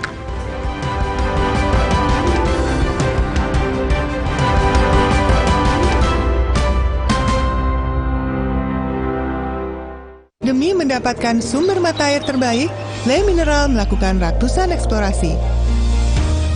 Setiap tetesnya dikemas dengan galon yang selalu baru dan bebas BPA. Inilah komitmen Le Mineral untuk sehatnya keluarga. Street food alias makanan kaki lima memang punya pesona tersendiri. Ayam goyong merupakan kuliner perpaduan dari budaya Cina dan budaya lokal Betawi. Ini cakep, hauce. Ini perpaduan dua karakter ya. Kalau pembungkusnya kan dia pakai tepung beras ya. Jadi lembut banget ya. Jadi crunchy gitu. Aduh, pecah banget ini. Kalau untuk si Jongfan emang kelembutannya tak terbantahkan dan ini luar biasa. Cakep banget. Mumtaz. Cerita Rasa 21 Januari pukul 10:30 siang di Kompas TV. Le Mineral beda banget. Lebih smooth, lebih segar. Le Mineral memang berbeda, mengandung mineral esensial, dikemas menggunakan 3 proteksi berlapis. Bikin badan lebih enteng.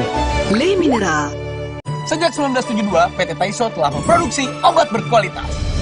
Quality control ketat, modern, dan higienis. Menghasilkan Tempra yang dipercaya dari generasi ke generasi. Ingat Mama? Ingat Tempra. Sejak 1972, PT Taiso telah memproduksi obat berkualitas. Quality control ketat, modern, dan higienis.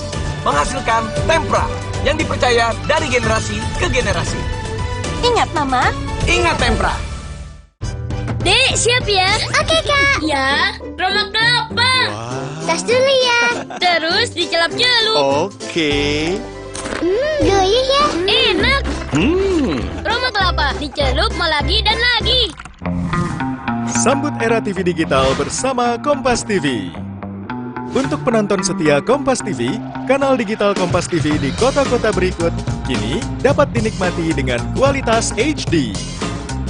Untuk informasi lebih lanjut, kunjungi kompas.tv/pindah ke digital. Atau hubungi nomor berikut. Jadi, tunggu apa lagi? Ayo, beralih ke TV digital sekarang. Kompas TV, televisi berita independen terpercaya, senantiasa menghadirkan tayangan unggulan terbaik. Bagaimana hakim bisa menemukan kebenaran Rosi, antara dua perbedaan? Karena jumlah pasal yang dinilai bermasalah. Satu Meja, The Forum. Ekspresi berbeda ditunjukkan Ferdi Sambo dan Sapa Indonesia Malam. sekarang bau memang masih. Nilu, Kompas TV, independen, terpercaya. Demi mendapatkan sumber mata air terbaik, Le Mineral melakukan ratusan eksplorasi. Setiap tetesnya dikemas dengan galon yang selalu baru dan bebas BPA. Inilah komitmen Le Mineral untuk sehatnya keluarga. Kilaf sama makanan. Gue sih sering banget. Terus ya nyesel banget sih. Habis makan langsung Benekol. Plan Stanol Esternya hajar kolesterol dari makanan yang habis kita makan. Nutrif Benekol. Cara enak turunkan kolesterol. Morinaga Cilgo untuk daya tahan tubuh Arsi dan Arsya. Morinaga Cilgo bernutrisi dengan inulin, vitamin, dan mineral. Harganya terjangkau.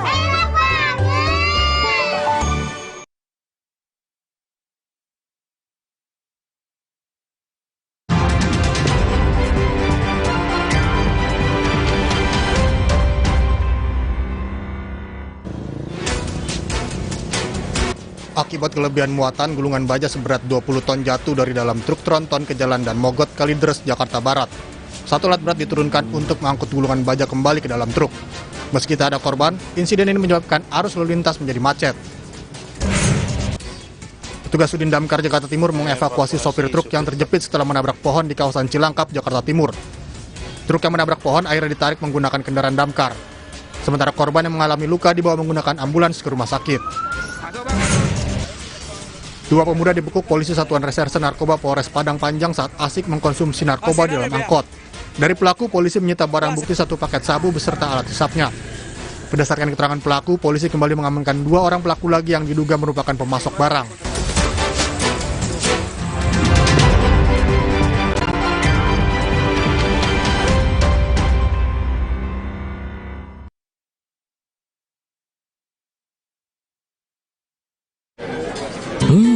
Kilaf sama makanan. Gue sih sering banget. Terus ya nyesel banget sih. Habis makan langsung Benekol. Plan Stanol Esternya hajar kolesterol dari makanan yang habis kita makan. Nutrif Benekol. Cara enak turunkan kolesterol. Morinaga Cilgo untuk daya tahan tubuh Arsi dan Arsya. Morinaga Cilgo bernutrisi dengan inulin, vitamin, dan mineral. Harganya terjangkau.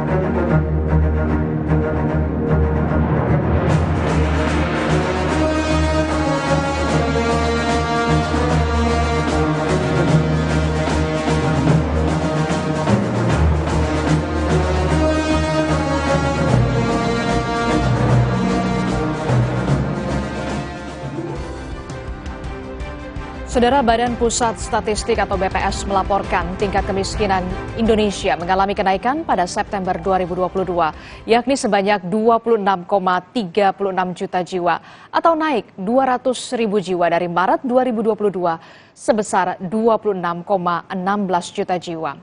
Jawa Timur, saudara, jadi provinsi dengan jumlah masyarakat miskin terbanyak mencapai 4,2 juta jiwa, disusul Provinsi Jawa Tengah 3,8 juta jiwa, dan juga Nusa Tenggara Timur 1,14 juta jiwa.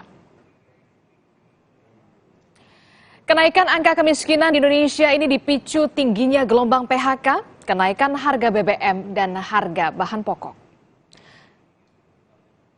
Lalu apa yang menjadi pemicu naiknya angka kemiskinan di Indonesia tahun ini? Kita bahas usai tayangan berikut ini. Badan Pusat Statistik atau BPS merilis, garis kemiskinan pada September tahun lalu naik jika dibandingkan pada bulan Maret tahun yang sama. Garis kemiskinan adalah jumlah rupiah minimum yang dibutuhkan untuk memenuhi kebutuhan pokok minimum makanan dan kebutuhan bukan makanan per kapita per hari. Pada September 2022, garis kemiskinan masyarakat Indonesia berada di angka Rp535.000 per kapita per bulan. Sementara jika dibandingkan pada September 2021, terjadi kenaikan 10,16%. Menurut BPS, kenaikan garis kemiskinan ini disebabkan efek domino kenaikan harga BBM saat itu. BPS bahkan mengeklaim kenaikan garis kemiskinan pada September 2022 menjadi yang tertinggi dalam 9 tahun terakhir. Peningkatan garis kemiskinan atau GK di September 2022 sebesar 5,95% tadi itu merupakan peningkatan tertinggi dalam 9 tahun terakhir, ya. Tepatnya sejak September 2013, ya. Pada saat itu ya garis kemiskinan naik 6,84% poin, ya, pasca kenaikan harga BBM, ya, pada waktu September 2013, ya. Menurut BPS, distribusi kenaikan garis kemiskinan disebabkan oleh kebutuhan makanan yang total mencapai 74,15%. Kebutuhan ini diukur dari uang yang dikeluarkan warga untuk membeli beras, tepung terigu, telur ayam, gula pasir, termasuk cabai merah. Sementara kebutuhan bukan makanan mencapai 25,85% yang disebabkan diantaranya oleh BBM, kontrakan rumah, dan LPG. Sementara itu, menurut BPS, jumlah penduduk miskin di Indonesia pada September 2022 mencapai 26,36 juta jiwa, ini setara dengan 9,57%. Jumlah penduduk miskin ini naik 200.000 jiwa dibandingkan pada Maret 2022, tetapi lebih rendah dari September 2021. Tidak hanya terkait dengan kemiskinan yang terkait kebutuhan akan makanan, BPS juga memotret kemiskinan berdasarkan kepulauan di Indonesia. Menurut BPS, berdasarkan pulau, kenaikan kemiskinan tertinggi terjadi di Maluku dan Papua. Pada September 2022 bahwa jumlah penduduk miskin itu masih terkonsentrasi di Pulau Jawa dan Sumatera, ya.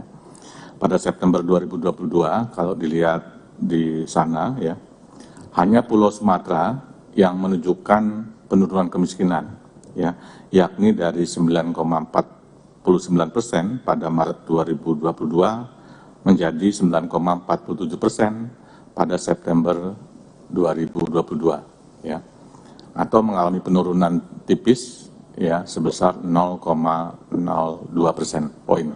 Ya. Kemudian peningkatan itu terjadi di semua pulau dan tertinggi terjadi di Maluku dan Papua. Menurut BPS, penurunan jumlah penduduk miskin hanya terjadi di Sumatera yang pada September 2022 menjadi 5,76 juta jiwa. Adapun angka kemiskinan tertinggi tetap berada di Pulau Jawa yang jumlahnya mencapai 13,94 juta jiwa. Kemiskinan di pulau lainnya bervariasi mulai dari 1 hingga 2 juta jiwa. Meski demikian, simulasi berupa bantuan yang diberikan pemerintah menurut BPS efektif menekan garis kemiskinan. Tim Liputan, Kompas TV. Lalu apa sebenarnya yang menjadi pemicu kenaikan angka kemiskinan di Indonesia? Sudah bergabung bersama kami Deputi Statistik Sosial Badan Pusat Statistik BPS Ateng Hartono. Selamat malam Pak Hartono. Selamat malam, saya sebut dengan Mbak siapa? Saya dengan Adisti Larasati, Pak Hartono. Pak Hartono, angka kemiskinan di Indonesia naik September 2022, sekitar 26 juta jiwa lebih kemudian. Apa persisnya yang menjadi pemicu kemiskinan di Indonesia ini menjadi naik? Ya, terima kasih Mbak Laras dan pemirsa Kompas TV di Indonesia. Kita ketahui bersama pada bulan September tahun 2022, tepatnya pada tanggal 3 September 2022, pemerintah melakukan penyesuaian harga BBM. Nah, pada saat itu Pertalite naik 30%, kemudian solar naik 32%, dan Pertamax naik sekitar 16%. Tentunya kenaikan harga BBM atau penyesuaian ini akan berdampak ke harga komoditi yang dikonsumsi oleh masyarakat, termasuk masyarakat miskin juga mengalami peningkatan. Walaupun demikian, pemerintah melakukan upaya untuk terus melakukan pemantauan harga. Pada level daerah ada yang namanya TPID, Tim Pengendali Inflasi Daerah, dan juga pemerintah mengeluarkan bantalan untuk melindungi daya beli. Contohnya di sini ada bantuan subsidi upah, kemudian bantuan langsung tunai, dukungan, bahkan di pemerintah daerah juga ada dukungan melalui 2% dana transfer umumnya, yang ini dialokasikan dalam rangka tadi disebutkan untuk bantalan melindungi daya beli. Nah, walaupun demikian, inflasi kita pada bulan September itu 5,95%. Tentunya inflasi meningkat dan ini juga akan meningkatkan tadi garis kemiskinan. Walaupun demikian, kalau kita bandingkan dengan beberapa negara, Indonesia masih bersyukur karena banyak negara yang kondisi 2022 inflasinya sangat tinggi sekali. Saya ambil contoh di sini Venezuela sampai inflasi bulan April mencapai lebih dari 200%. Zimbabwe, Turki juga bahkan, Turki hampir mencapai 70%, 69-97. Argentina, Iran juga, Sri Lanka dan sebagainya. Bahkan juga negara maju, baik di Amerika ataupun di Eropa, juga mengalami inflasi yang lebih dari inflasinya di Indonesia. Saya ambil contoh di sini di Inggris. Inggris itu posisi Oktober 2022 mengalami inflasi 11,1%.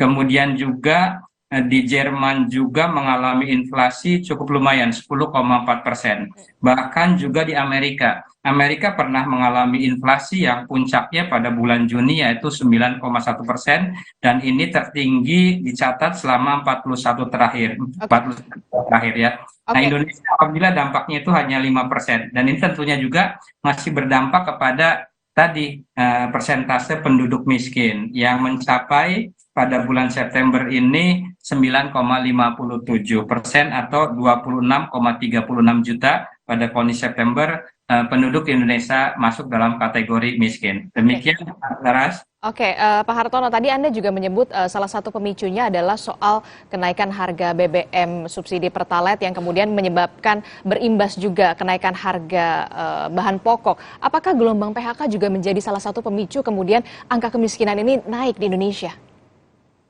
Itu salah satu ya. Jadi ada kalau saya mengelompokkan itu ada dua faktor ya. Yang pertama faktor pemicu atau pendorong, yaitu salah satunya sepanjang September kami mencatat ya, pada sepanjang September 2022 terjadi pemutusan hubungan kerja di sektor padat karya, seperti di industri tekstil, alas kaki, serta perusahaan teknologi. Yang kedua juga konsumsi rumah tangga, triwulan 3 ini pertumbuhannya itu tumbuh melambat ya. Kemudian juga kenaikan harga pangan dan juga biaya angkut dari desa ke kota.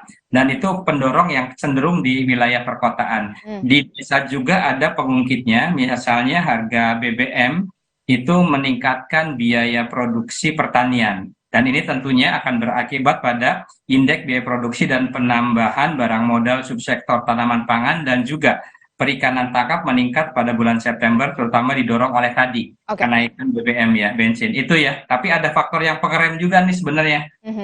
Apa itu? Nah, tadi itu faktor pendorong, ini faktor pengerem, kemiskinannya itu tidak melompat tinggi. Di antaranya kalau kita cermati perekonomian kita pada triwulan 3 2022 itu tumbuh cukup lumayan, 5,72%. Lebih tinggi pada triwulan satunya yang tumbuh 5,01%. Tingkat pengangguran juga kita pada kondisi Agustus mulai turun ya, 5,86%, turun bandingkan yang bulan Agustus tahun yang lalunya itu 6,94. Kemudian juga pekerja penuh kita mengalami peningkatan juga terkait dengan kondisi pandemi yang secara perlahan sudah mulai berangsur-angsur terjadi pemulihan. Pekerja penuh itu pekerja yang bekerja di atas 35 jam. Demikian ada faktor tadi pemicu, tapi ada faktor juga yang dia pengerem. Oke, jadi ada faktor pemicu dan juga ada faktor pengerem. Pak Hartono, Provinsi Jawa Timur, kemudian ada juga Jawa Tengah, Nusa Tenggara Timur, juga menjadi provinsi yang punya masyarakat miskin terbanyak. Apakah ini kemudian terpusat di perkotaan atau hanya di pedesaan saja? Oh iya, memang. Nah, kemiskinan itu nanti kalau kita lihat secara nasional dulu ya. Nasional kalau kita bandingkan antara kemiskinan perkotaan dan pedesaan, ini masih ada disparitas atau gapnya yang cukup tinggi. Nah, di perkotaan itu miskinnya 7,53%, di pedesaan itu 12,36%. Jadi jauh sekali gapnya antara perkotaan dan pedesaan. Itu yang terjadi pola kemiskinan antara perkotaan dan pedesaannya. Kemudian tadi menurut provinsinya, nah kalau kita bicara masalah kemiskinan, maka biasanya yang memperbandingkan yang sering kita analisis yaitu persentase kemiskinannya. Nah, tadi disebutkan di Jawa Timur itu sebenarnya persentase kemiskinannya kalau diurutkan ya, dari yang paling banyak provinsinya kemudian sampai dengan yang kecil, itu pada posisi ke-16 yang paling banyaknya. Sekitar persentasenya 10,49%. Pastinya. Oke, kalau kita lihat berarti ada kenaikan angka kemiskinan di Indonesia ini sebesar 26 juta lebih orang begitu. Apakah pemerintah juga harus kemudian memperbaharui data dalam hal ini juga Kementerian Sosial ya, karena berkaitan dengan bantuan langsung tunai atau kompensasi bansos begitu? Iya. Tadi ya kemiskinan pada bulan September itu 26,36 juta. Kalau kita bandingkan dengan Maret tahun 2022 yang lalu kemiskinannya mencapai 26,16 juta atau naik hanya 0,27 juta.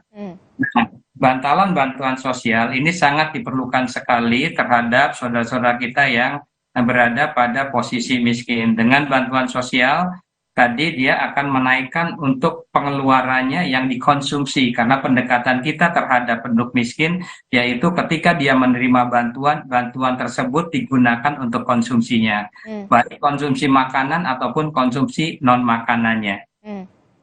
Jadi singkat saja Pak Hartono, apakah dengan pemerintah melakukan atau memberikan bansos dan juga BLT ini apakah berpengaruh signifikan terhadap pencegahan kemiskinan yang kemudian mendalam? Pak Hartono. Ya betul ya, ini berpengaruh ya, salah satunya tercermin kalau kita lihat ada di dalam kemiskinan itu indeks kedalaman, jadi rata-rata jumlah penduduk miskin terhadap garis kemiskinannya. Nah, pada bulan September ini mengalami penurunan. Demikian juga ada kami mencatat namanya indeks keparahan. Indeks keparahan bagaimana jarak sesama penduduk miskinnya itu. Ini semakin bergerombol, semakin kecil. Nah, ini dampak positif dengan adanya bantuan sosial, maka akan meningkatkan tadi pengeluaran yang paling bawah, miskin ekstrim, menjadi semakin yang di atas mendekati garis kemiskinannya. Jadi harapannya bantuan sosial akan terus dilanjutkan karena ini bantalan agar mengerem penduduk miskin tadi. Oke, jadi diharapkan bantuan sosial tetap dilakukan begitu ya untuk mengerem kemiskinan ini agar tidak semakin meningkat. Terima kasih Deputi Statistik Sosial Badan Pusat Statistik BPS Ateng Hartono telah bergabung bersama kami dalam Sapa Indonesia Malam. Terima kasih pemirsa Kompas TV, selamat malam. Assalamualaikum. Waalaikumsalam warahmatullahi wabarakatuh. Saudara, informasi lainnya yang juga akan hadir seusai jeda. Menteri Agama Yakut Khalil Qomas mengusulkan rata-rata biaya perjalanan ibadah haji untuk tahun 2023 sebesar 69 juta rupiah. Informasinya seusai jeda.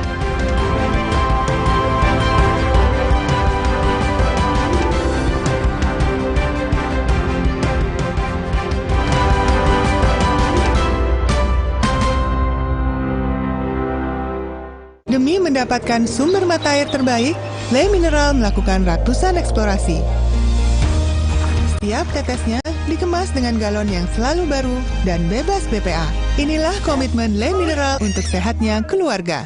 Saudara, Anda menyaksikan Breaking News Kompas TV. Tadi beberapa kali ada petasan yang dilemparkan ke arah kami. Belum ada konfirmasi resmi. Di lokasi sekolah MTS 19. Yang terlibat laka ini adalah mobil tangki Pertamina. 6 orang saksi ini sudah pernah dihadirkan dalam sidang-sidang sebelumnya. Ini masa menolak adanya Omnibus Law. Jadwal Presiden benar-benar padat. Akan menjadi perhatian publik. Saat ini saya membantu. Kompas TV. Breaking News.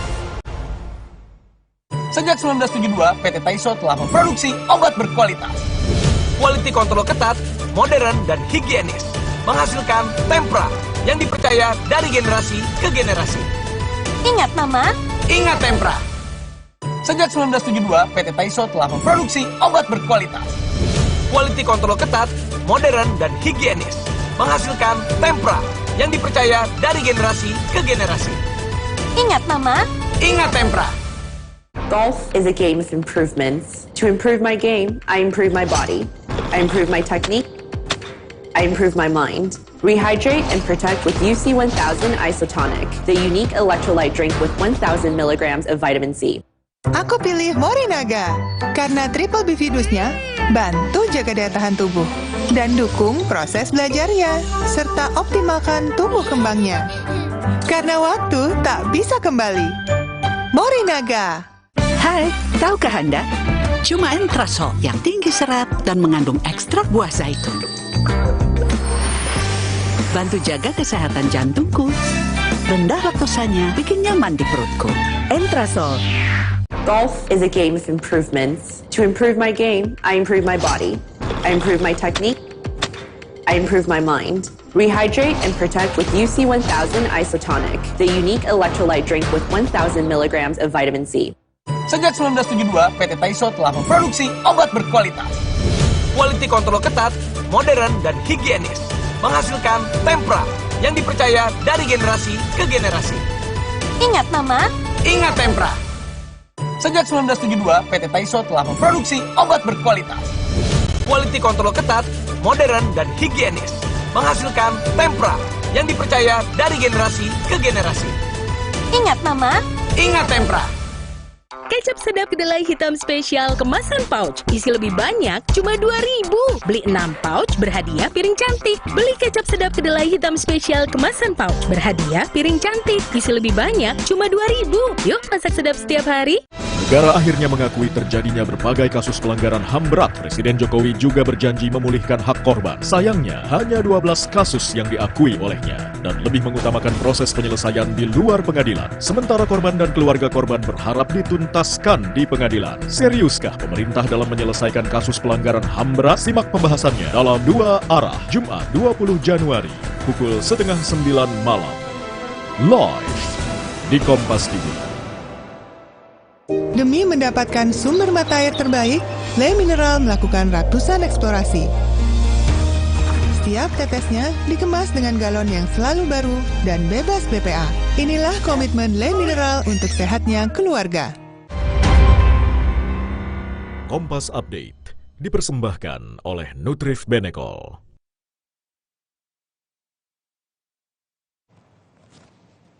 Selamat malam saudara, saya Tifal Solesa. Seorang warga di Kabupaten Lampung Utara Lampung meninggal dunia usai ditembak oleh pelaku pencurian hewan ternak. Korban meninggal dunia usai mempertahankan hewan ternak miliknya saat hendak dibawa kabur oleh pencuri. Perkelahian sempat terjadi antara pencuri dengan pemilik ternak. Pelaku kemudian menembak korban dengan senjata api dan tepat mengenai bagian dada sebelah kiri. Polisi kini tengah mengejar pelaku pencurian hewan ternak.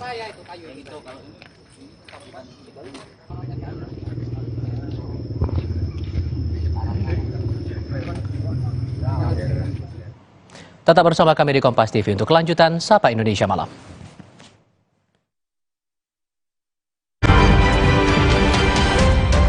Kompas Update dipersembahkan oleh Morinaga Chilgo. Kilaf sama makanan, gue sih sering banget. Terus ya nyesel banget sih. Habis makan langsung Benekol. Plan Stanol Esternya hajar kolesterol dari makanan yang habis kita makan. Nutrif Benekol, cara enak turunkan kolesterol. Morinaga Cilgo untuk daya tahan tubuh Arsi dan Arsya. Morinaga Cilgo bernutrisi dengan inulin, vitamin, dan mineral. Harganya terjangkau.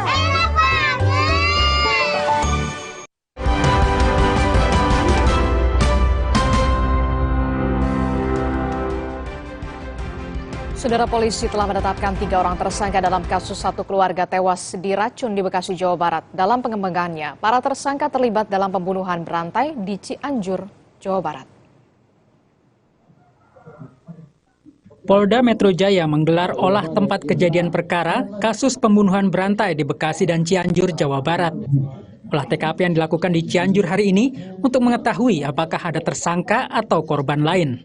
Karena berdasarkan pengalaman kami kemarin pada saat mengungkap awal dari kasus yang ada di Bekasi, kita ketahui bahwa tersangka hanya 2 orang.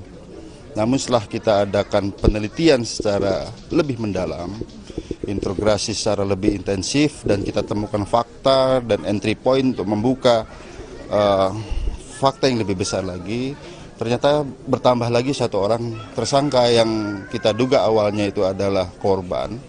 Ternyata ini juga tersangka dan mengkompulir dana-dana dari TKW ini, di mana diantaranya 2 orang sudah menjadi korban. Kemudian yang kedua, kami harus mendalami kembali apakah dimungkinkan ada korban-korban lain. Ya, seperti kemarin diketahui hanya 3 korban. Setelah kita ketemukan fakta baru, ternyata ada 6 korban lagi yang kemarin sudah kita dalami. Polisi sudah menetapkan 3 tersangka dalam kasus pembunuhan berantai di Bekasi dan Cianjur dengan total korban tewas 9 orang. Tersangka Wawon dan Solihin ditangkap di Cianjur, Jawa Barat 17 Januari 2023. Sementara 1 tersangka lain, Dede, masih dirawat di rumah sakit karena ikut minum racun. Polisi menyebut para tersangka menjanjikan korbannya bisa sukses dan kaya dengan cara menggandakan uang. Korban meninggal dunia yang di Bekasi ini dibunuh karena para tersangka ini diketahui melakukan tindak pidana lain. Apa tindak pidana lain itu? Mereka melakukan serangkaian pembunuhan atau biasa disebut dengan serial killer dengan modus operandi, dengan motif janji-janji yang dikemas dengan kemampuan supranatural untuk membuat orang menjadi sukses atau kaya. Jadi keluarga dekatnya ini dianggap berbahaya karena mengetahui bahwa dia melakukan tindak pidana lain. Polisi menyebut dari 9 korban tewas, 3 diantaranya tewas diracun di Bekasi, Jawa Barat. 5 orang lainnya dibunuh di Cianjur, Jawa Barat, sementara 1 korban lainnya ditemukan di Garut. Korban sempat dibuang ke laut dan ditemukan warga sekitar dan langsung dikubur.